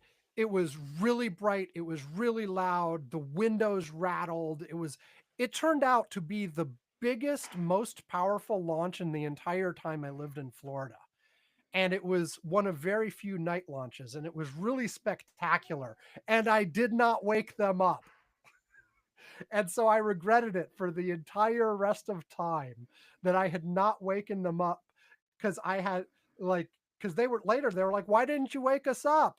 And then I'm like, oh, it's okay. There'll be another launch. And there was another launch, and then another launch, and then another launch. But none of them were as spectacular as that launch. So I felt bad. Anyway. No, well, yeah, it happens. Yeah. Okay, next up, we're talking about X now. We both agreed that X would not close down in 2024. We were right. No, we were right. This next one's we should debate. We both agreed that X will have completed the transition to a sort of conservative site like Gab or Truth, and then specifically we said that the mainstream doesn't pay attention to. And if we just said completed the transition to... Yeah, we would have been right, but the mainstream does pay attention to it. Yes. The mainstream absolutely pays attention to it, even more so now that Trump won. I was gonna say like after the election, there was a further exodus of people off of X, and that I think makes it even more of sort of a pure conservative trolling, whatever. But I feel that people pay attention to X now, kind of like in the vein of like how people pay attention to what happens on Fox News. Yeah, or Truth. Or Truth. Yeah, it is that. It's not because because even a lot of the sports voices, which that was one of their like, say, bread and butter, that one of the folks that were sticking around. Many of them have begun to leave. They haven't all left, right, but definitely a good portion of them are using alternatives. They're just not forget it. Same thing, that process has accelerated. Like more news people have left as well. Yeah. More of various other communities, but there's still a core that's there. There's still a core that's there. Yeah. And its relevance has actually increased because Trump won and Musk is like all up in Trump, and so I don't know. Here's the one thing. Well, I don't know. Let's save that for another day. Anyway. Okay. All right. So we were both wrong. Yeah. We both agreed that Elon would still be in charge of X. We were both right on that one. Yeah. Okay, now we made predictions on the most Googled person of the year. Now, I found a source for this, and like we'd had a conversation and looked at previous Googled people in 2023 and previous years, because we made a prediction of it the year before as well. But we hadn't specified before. Like the source I found separated this into US versus whole world. And the answer depends on this. Okay. So which should we count? We never said one way or another. We just said most Googled person of 2024. We didn't say US only.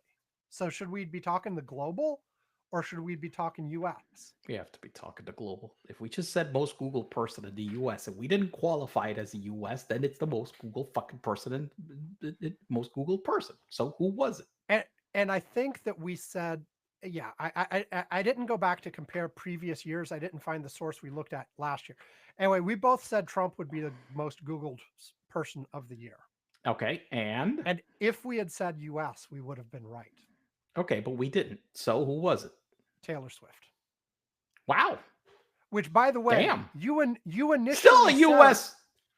You initially said Taylor Swift, by the way, but then when Fuck! I pointed out, You asshole! I said it's an election year. Trump is going to be causing controversy. You asshole! So you talked. So you talked me out of my decision. That's right. Damn it! So we were both wrong. You could have been right. I could have been right, but no, I had to listen to you. It could have been a contender. Okay.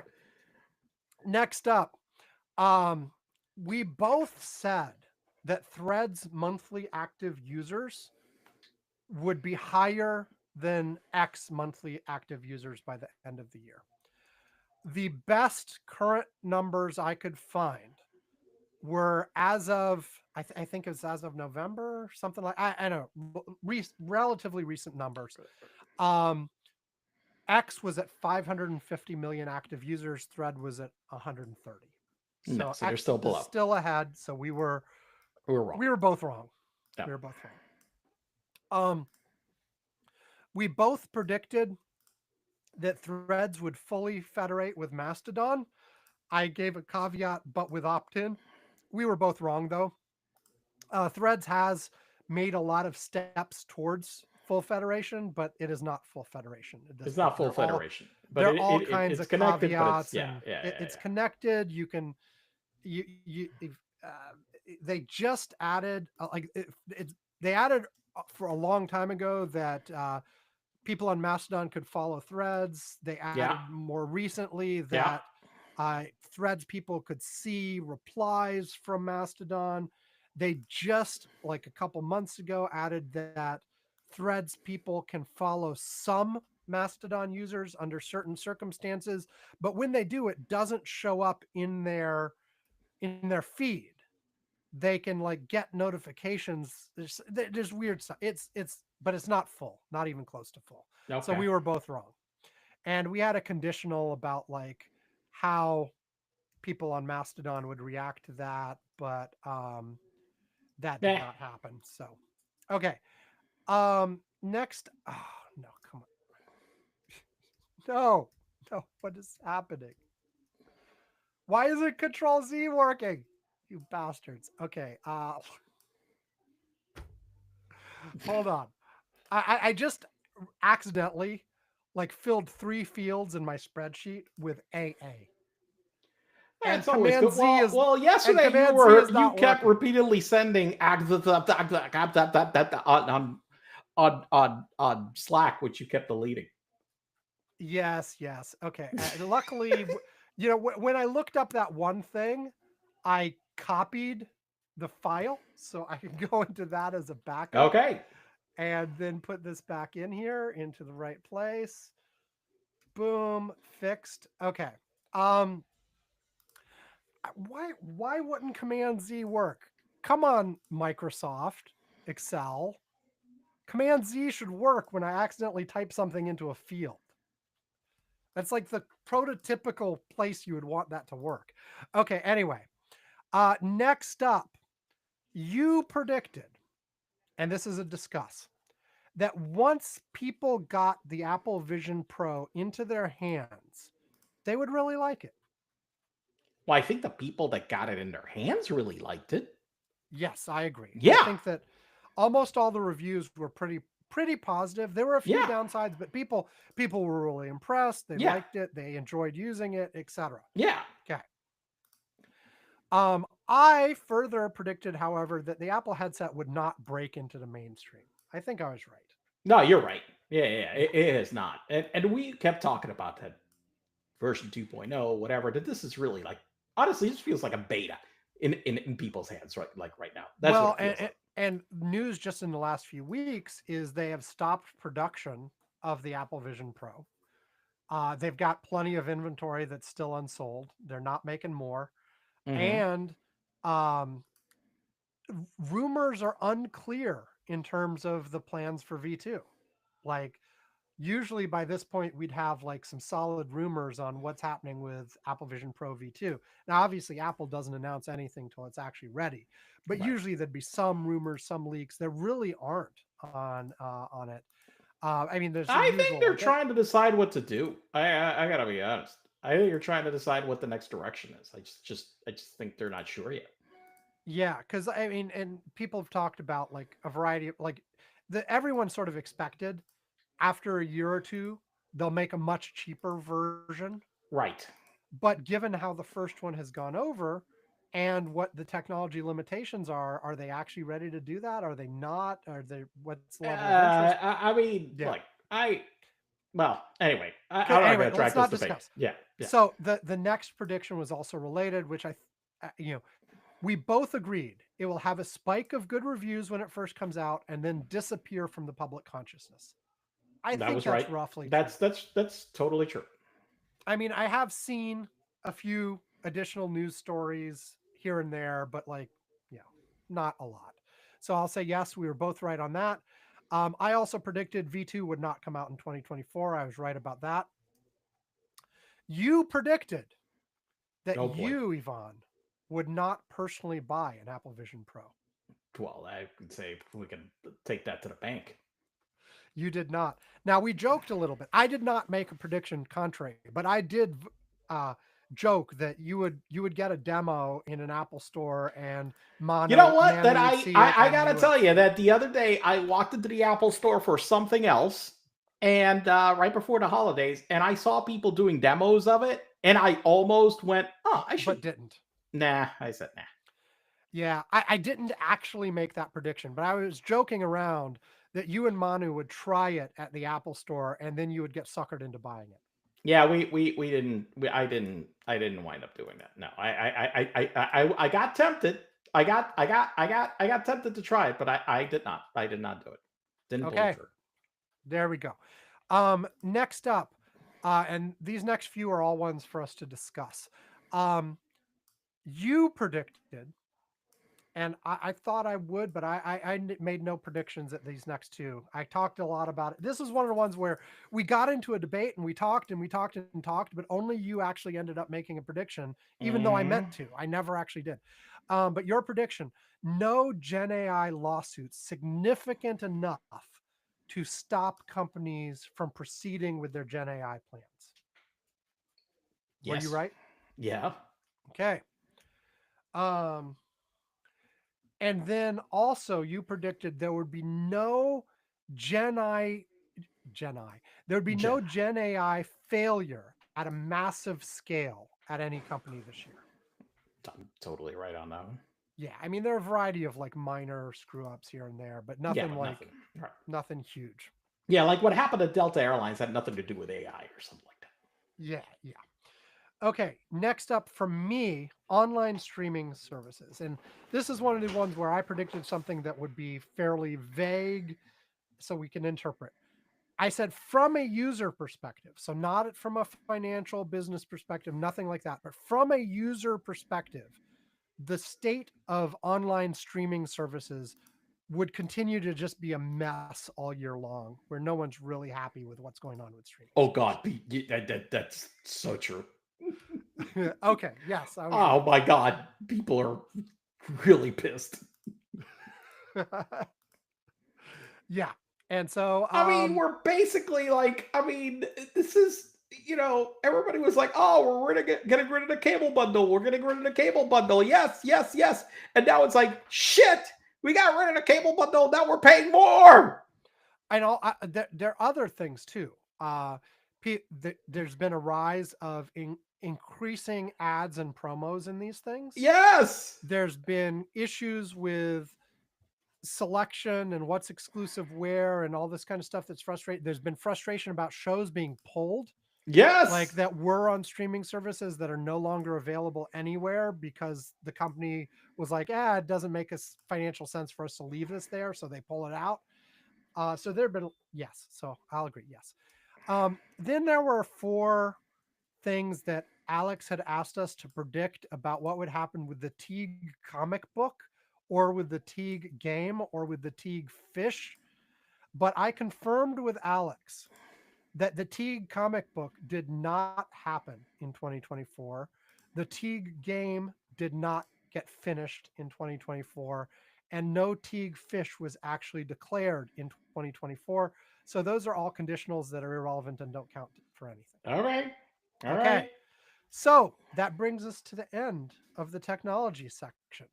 Okay. So I made 16 predictions, of which I got 10 correct. That's 62.5%.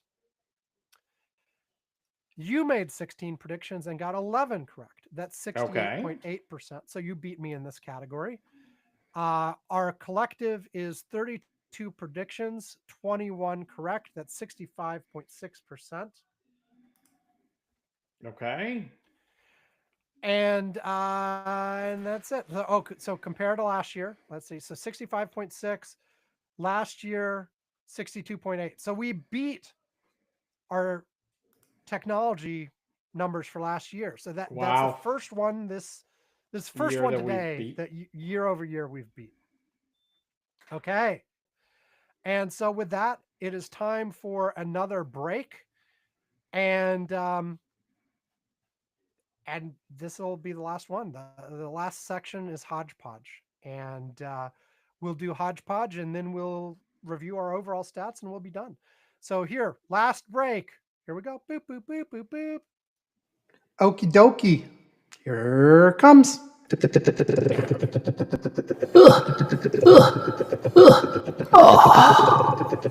is just my internet being stupid. My internet is being stupid is a new song we will make.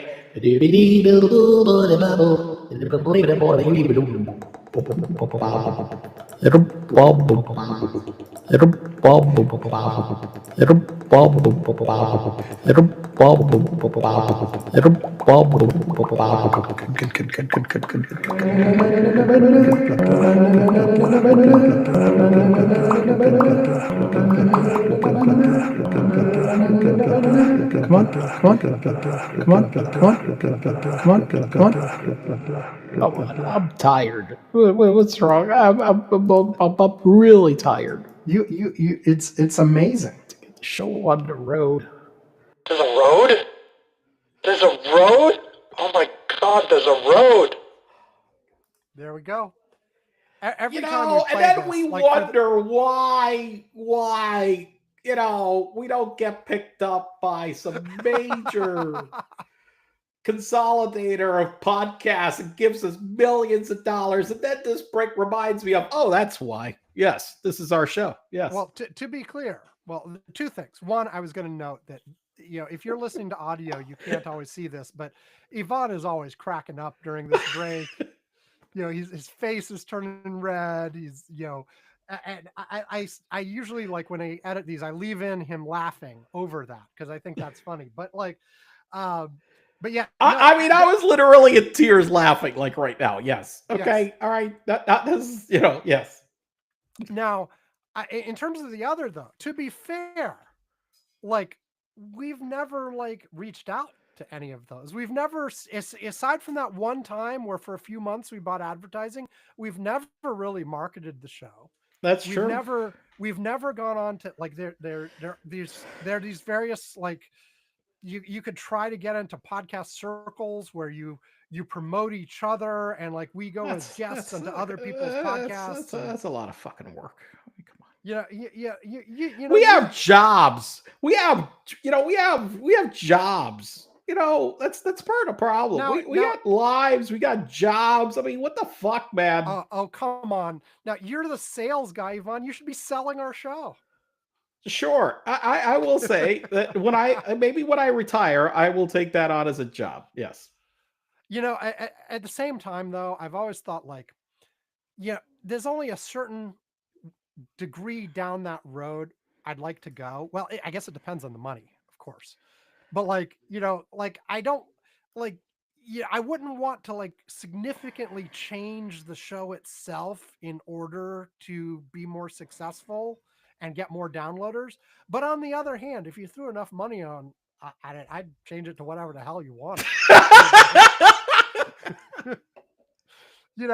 I'd like to think I will not compromise my artistic integrity, Sam. We're going to give you $1.2 million a year, and we're going to fund the staff. I'm like, how do you want me to dance?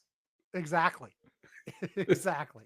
You want this to be a MAGA show? Damn right.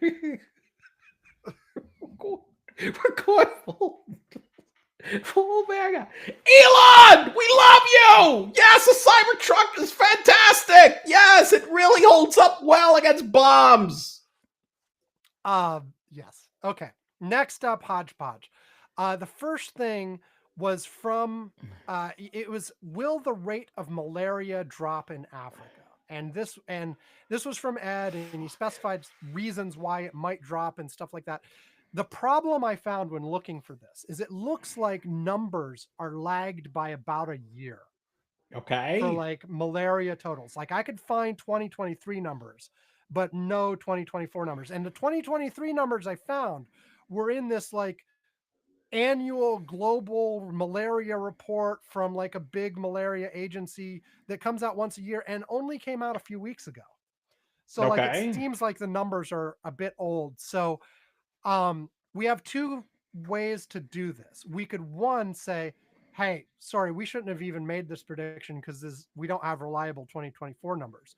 Or we could say, was there a drop from 2022 to 2023? Because that's the most recent 2-year stretch we have data from. Okay. How do you want to play this? For whatever we have, the recent stretch of data, I guess that sounds like the most sensible. Malaria in Africa in 2020. Oh, another question. We only said rate of malaria. Okay. The answer is also different if you're talking cases or deaths. There's got to be cases, right? Cases. Yeah. Okay. So cases were up from 2022 to 2023, which means we were both wrong. Okay. If we had specified deaths, we would have been right. It was slightly down. Okay.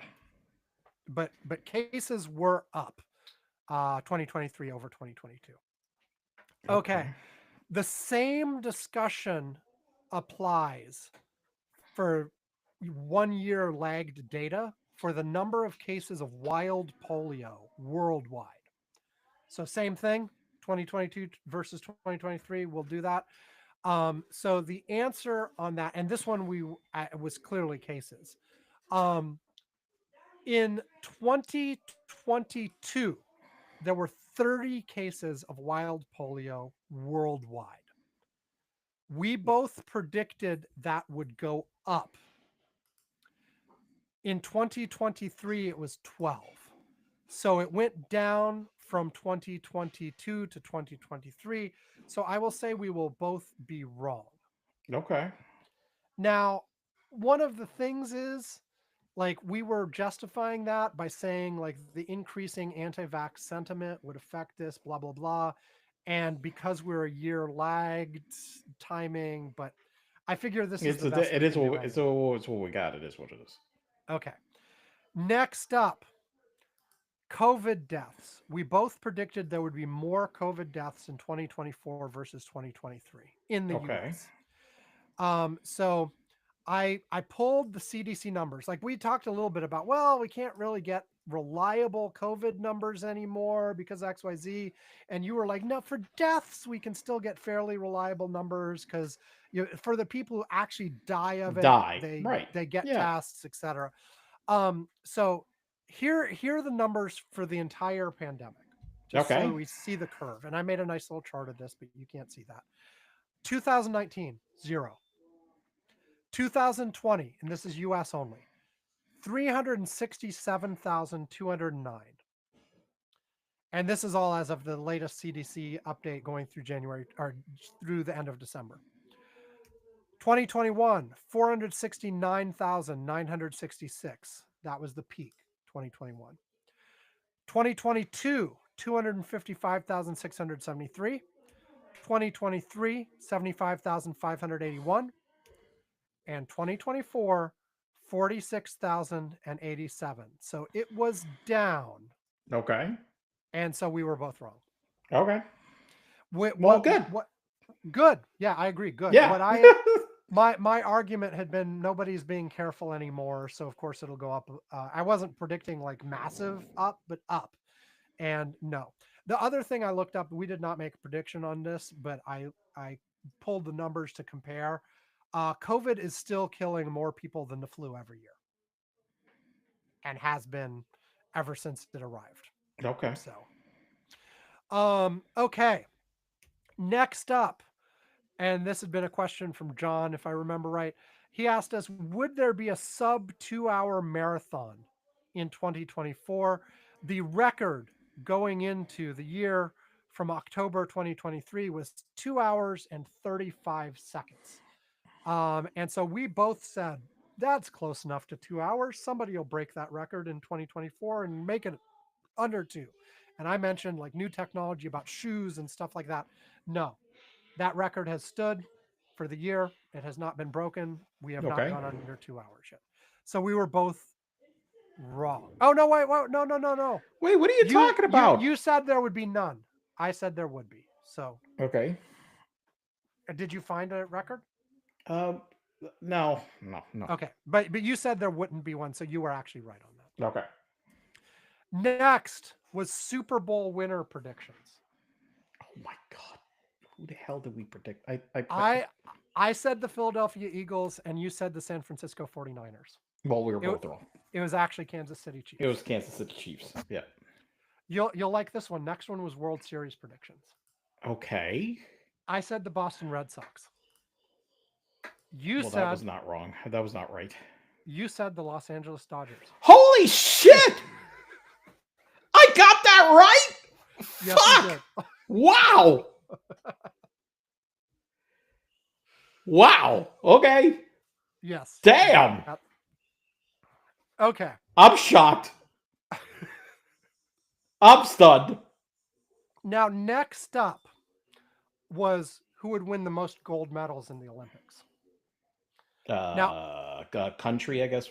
Yeah, country. Now, before I get to the prediction, you said something that you said in our conversation about this, that this would be pretty easy because pretty consistently lately, it has always been the U.S. Yes.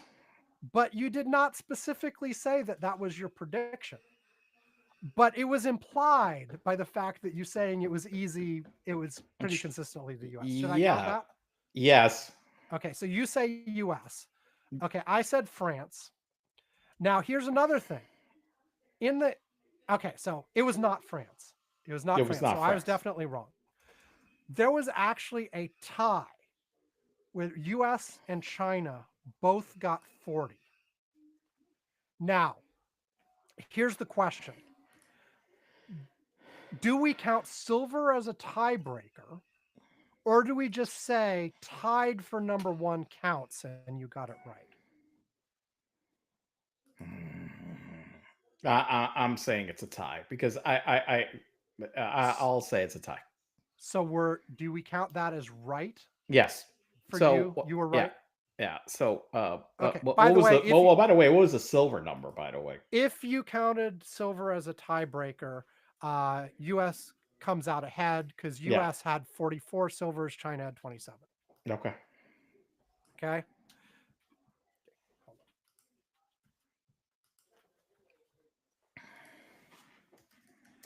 Can you not find yours? Your keys are on the floor of the bathroom downstairs, to the right of the sink. Okay. Hold on.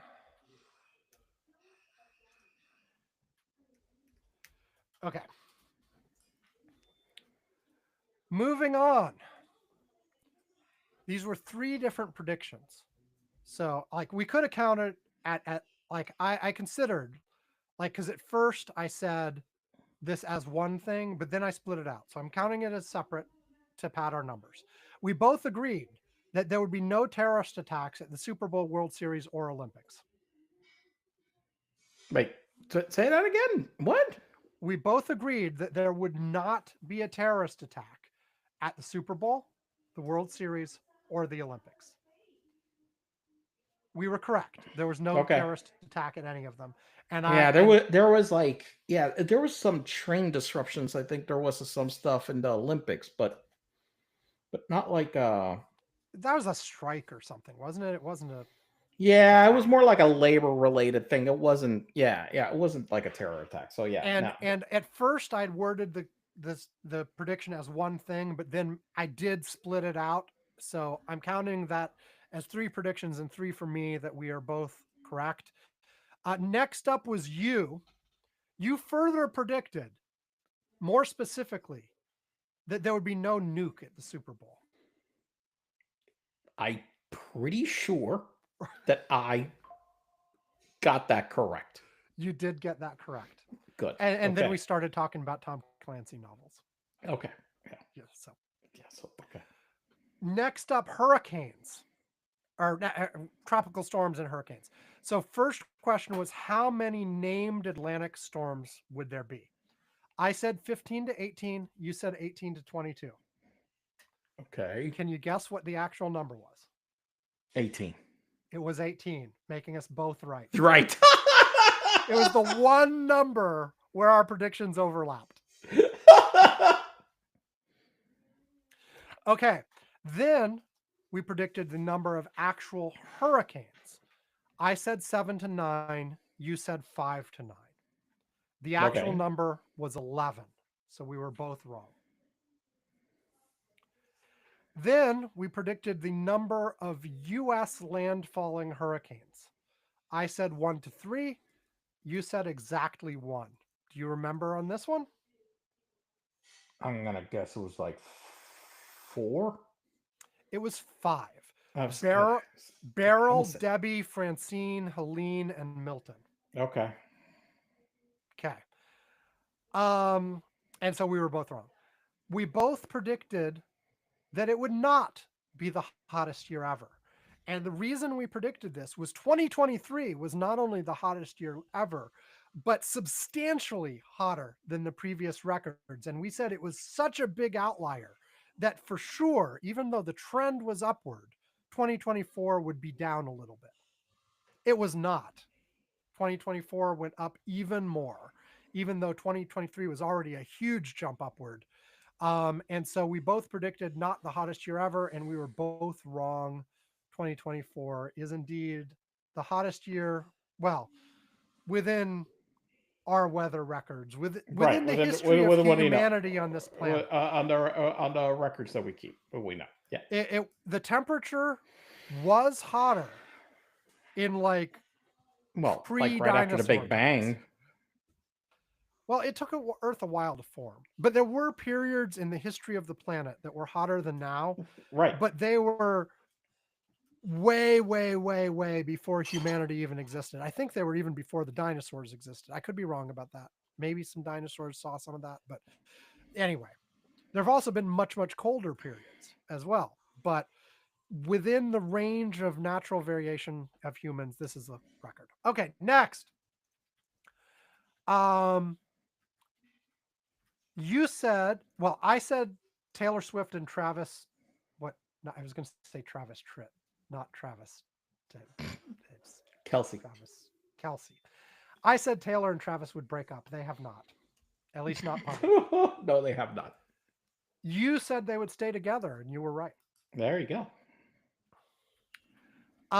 You predicted there would be an announcement of a Ted Lasso spinoff. As far as I can tell, there have been lots of rumors. Yeah, there's rumors, one but would there's happen, no but official announcement. Yeah, there's No no official official announcement. Yeah. Apparently, there was another season announced, right? Though, no, I don't remember. no. But Anyway, that wasn't the doesn't question. matter. We did not make the prediction. We were asked to make that prediction, but we did not. Okay, next. Time Person of the Year. You predicted it would be Joe Biden. It was not. Okay. You changed it. You had initially said Taylor Swift on that one too, but then you were convinced because I was like, Time Person of the Year in election years is always the winner of the presidential contest. So you changed from Taylor Swift to Joe Biden, but you would have been wrong in either case. I predicted it would be Trump, and I was right. Okay, next. Best Picture Oscars. I predicted it would be Barbie. You predicted it would be Oppenheimer. It was Oppenheimer. So I was wrong. You were right. You predicted that Fidel Castro would remain dead. He did. He is still dead. You also predicted Trump would die. Well, that was wrong on that one. Although I came close. You came close, but no. Just a few inches. We both agreed Jimmy Carter would die. And he did right at the very end. Jesus, yeah, I was like December 30th, I believe. Yeah. Then here's the thing. You brought up a list of oldest celebrities. And you started reading through that list, but you did not explicitly make predictions on those people. If you had, you would have gotten several more right. Oh, well. You would have gotten James Earl Jones.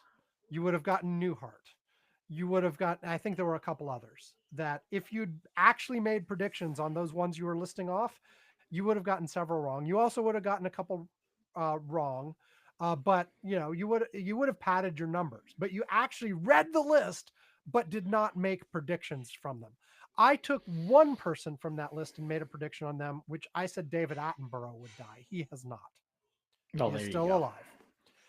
Then we went for, okay, how about young people who will die over the course of the year? I said, no, you said Charlie Sheen. I said Kanye West. Neither one of them. We were both wrong. And that's the end. And that's the end. Okay. That's the end. So in Hodgepodge, I made 20 predictions. I got 6 right. That's 30% in Hodgepodge. Jesus. In Hodgepodge, you made 23 predictions and you got 12 right. That's 52.2%. So you at least got over 50%. There you go. Our collective rate for Hodgepodge was 41.9%. And compared to last year, improvement from last year. There you go. All right. Yes. Last year, we got 37% collectively on Hodgepodge. Okay. So we now, at the end of all days, hopefully not. End of all days? End of all days. Okay, that sounds very ominous. Hopefully not really. We come to our totals for everything. I made 138 predictions, of which I got 70 correct. That's 50.7%. Okay. So I did break 50%. We broke the Mendoza line. Barely. Okay. 50.7%. And you made 133 predictions, of which you got 72 correct. That's 54.1%. So you beat me Wow! Yes! Yes! We were both pitiful. But it was awful. It was terrible. collectively, that's 271 predictions, 142 right. That's 52.4%. Compared to last year, we got 65.96%. Let me do all the years to see, like, okay, so this year, 52.4%. And again, this is all the years since 2015. We did this for like 3 or 4 years before that on paper that I don't have handy. They're probably stuffed in a box somewhere. I know I didn't throw them away, but they're not anywhere I can find them. Okay, 2015, 70.77%. 2016, 73.0%. 2017, 61.6%. 2018, 64.9%. 2019, 57.4%. 2020, 58.51%. 2021, 58.54%. 2022, 61.69%. 2023, 65.96%. This year, 2024, 52.40%, which, if I remember the numbers I just read correctly, is our lowest since 2015. Oh, we did great. And I don't have those other previous years, but I don't think we ever got this low in those years either, to be honest. No, we did not. This is like the our lowest worst. ever. This is like the worst ever. Yes. Yes. At this point, well, not quite. We still got more than 50%. We still got more than 50%. We're still better than a coin toss. Barely. Although, like, most of these predictions weren't yes/no predictions, but barely better than a coin toss. Barely. So I'm thinking we have to do better. The one we just did last week. We have to do better this year, right? Have to. I'm not holding. We can't drop below 50%. Possible. We have to start influencing events to make sure our predictions come true. Okay, that sounds like a bad idea. Yeah. Yeah. No? Yeah. No. That sounds like a bad idea. Yeah, Democrats do create hurricanes. So we need to get on that. Okay. We need to get our we need to get the passwords did we even predict the hurricane numbers this year? I don't. Yeah, I don't. Maybe I don't know. I don't remember. But so it was a week ago. I had forgotten everything. So we need to get the passwords, so we can access the weather modification system. I don't have the passwords. Did you get the passwords? I'm working on it. Okay. All right. We'll work on it. We need to infiltrate the Taylor and Travis relationship so we can make it go the way we. Oh, that's what we're gonna do. We're gonna break up. We're gonna break up Taylor and Travis Kelce. Oh, there you go. That sounds like a great plan. I think one of us predicted they would be engaged, and one of us I don't remember last week. Who knows? Anyway, let's see. What else could we influence? I don't know. It doesn't matter. Anyway, that's it. Our worst predictions ever. Yes. Yep. Woo! I feel like we have to bounce back. Like we're well below average. I mean, yeah. It would be, yeah. Okay. Anyway, we are done here. Hey everybody, you know where to go. Go to curmudgeons-corner.com. You will find all of our stuff, all the ways to contact us, archives of the show, transcripts, links to Facebook, links to YouTube if you want to see the video of all this, or if you ever want to watch us live, links to our Mastodon, all that kind of stuff. I have not linked to our TikTok. I am posting our TikToks until TikTok gets banned in a couple weeks. If it gets banned in a couple weeks, we made predictions on that last week.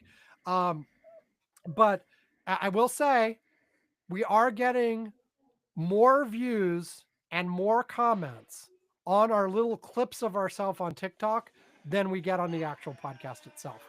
I can believe that. This week, I forgot and was a few days late posting the clips of the prediction show. But like on the one clip where we talked about CO2 emissions, we've got people arguing in our comments about it. Like we got one guy coming in and talking about how, no, actually CO2 is good and we need it to be higher. We got somebody else talking about how, like, what humans do with CO2 is trivial in comparison to what nature does. And what about volcanoes? And then you got a couple of guys going in and talking to them, arguing with how wrong they are, defending the correct side because those people are stupid. Yes. So we got all kinds of back and forth happening. It's interesting, but if TikTok survives, I will link it from our website at some point. Anyway, we also link to our Patreon where you can give us money. Yvonne is Alex. Yeah, money. This is. Oh well, we're reviewing predictions this time. An actual prediction show was last week. Well, this will not count because it wasn't last week. But Alex wants a prediction from you, Yvonne.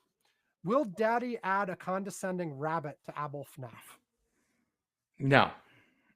And I will also say no. Here you go. Okay. And I was just going to say, at various levels on our Patreon, we will give you we will mention you on the show. We will send you a postcard. We'll send you a mug, all that kind of stuff. My wife right now this afternoon is taking a mug to Monica, who co-hosted a couple weeks ago. So she is getting her mug. And all that kind of stuff. But importantly, at $2 a month or more on the Patreon, or if you just ask nicely or ask at all, we will invite you to the Curmudgeon's Course Slack, where throughout the week, Yvonne and I chat about all kinds of stuff, share news links, all of those kinds of things. And so this is long. Do you have a highlight, Yvonne, or do you want to just say goodbye? Do I have a highlight? I forgot about this part Yeah, today. you don't have to do one. Hold on.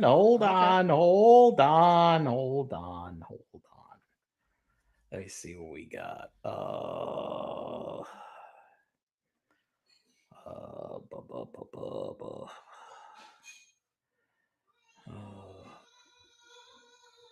Well, Sam shared this TikTok that was sent to me.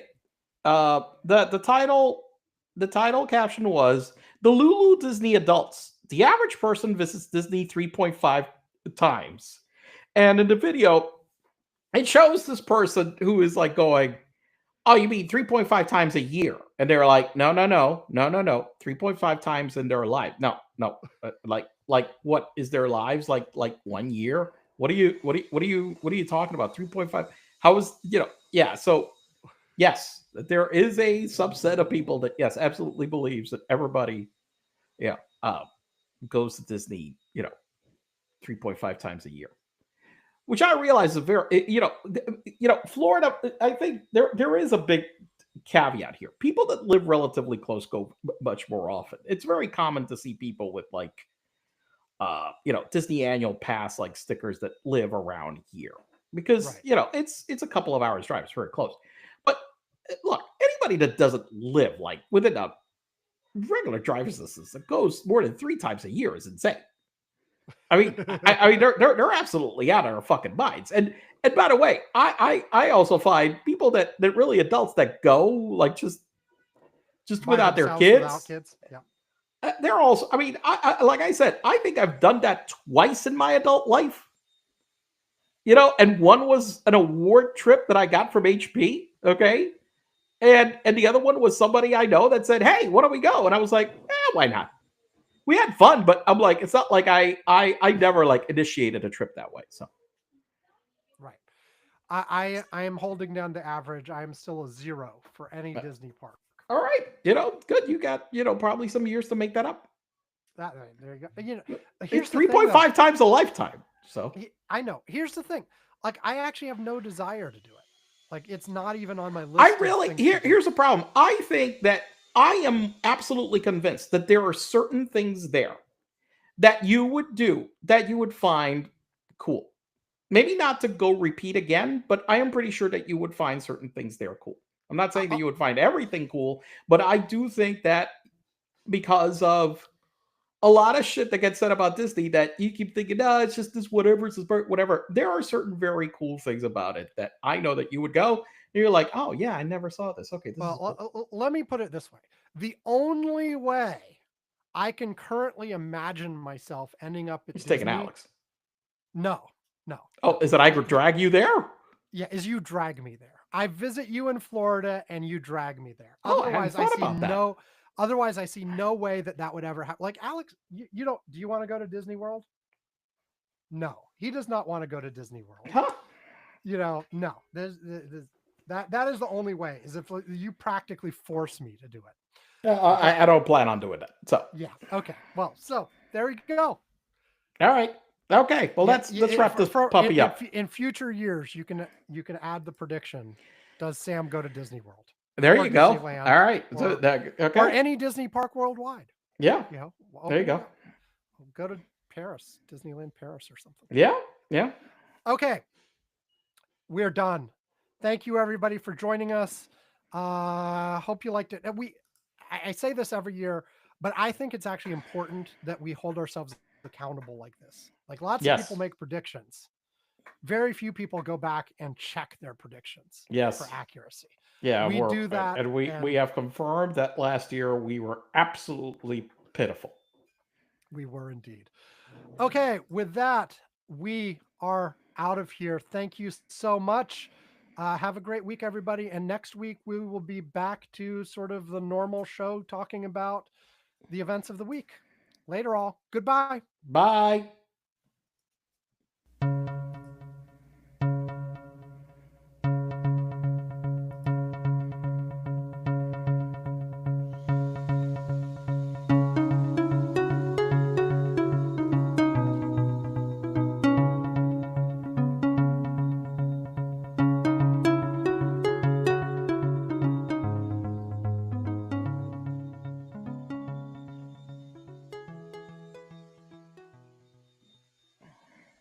Okay, here we go. I'm hitting stop. Goodbye, Vaughn. All right, bye.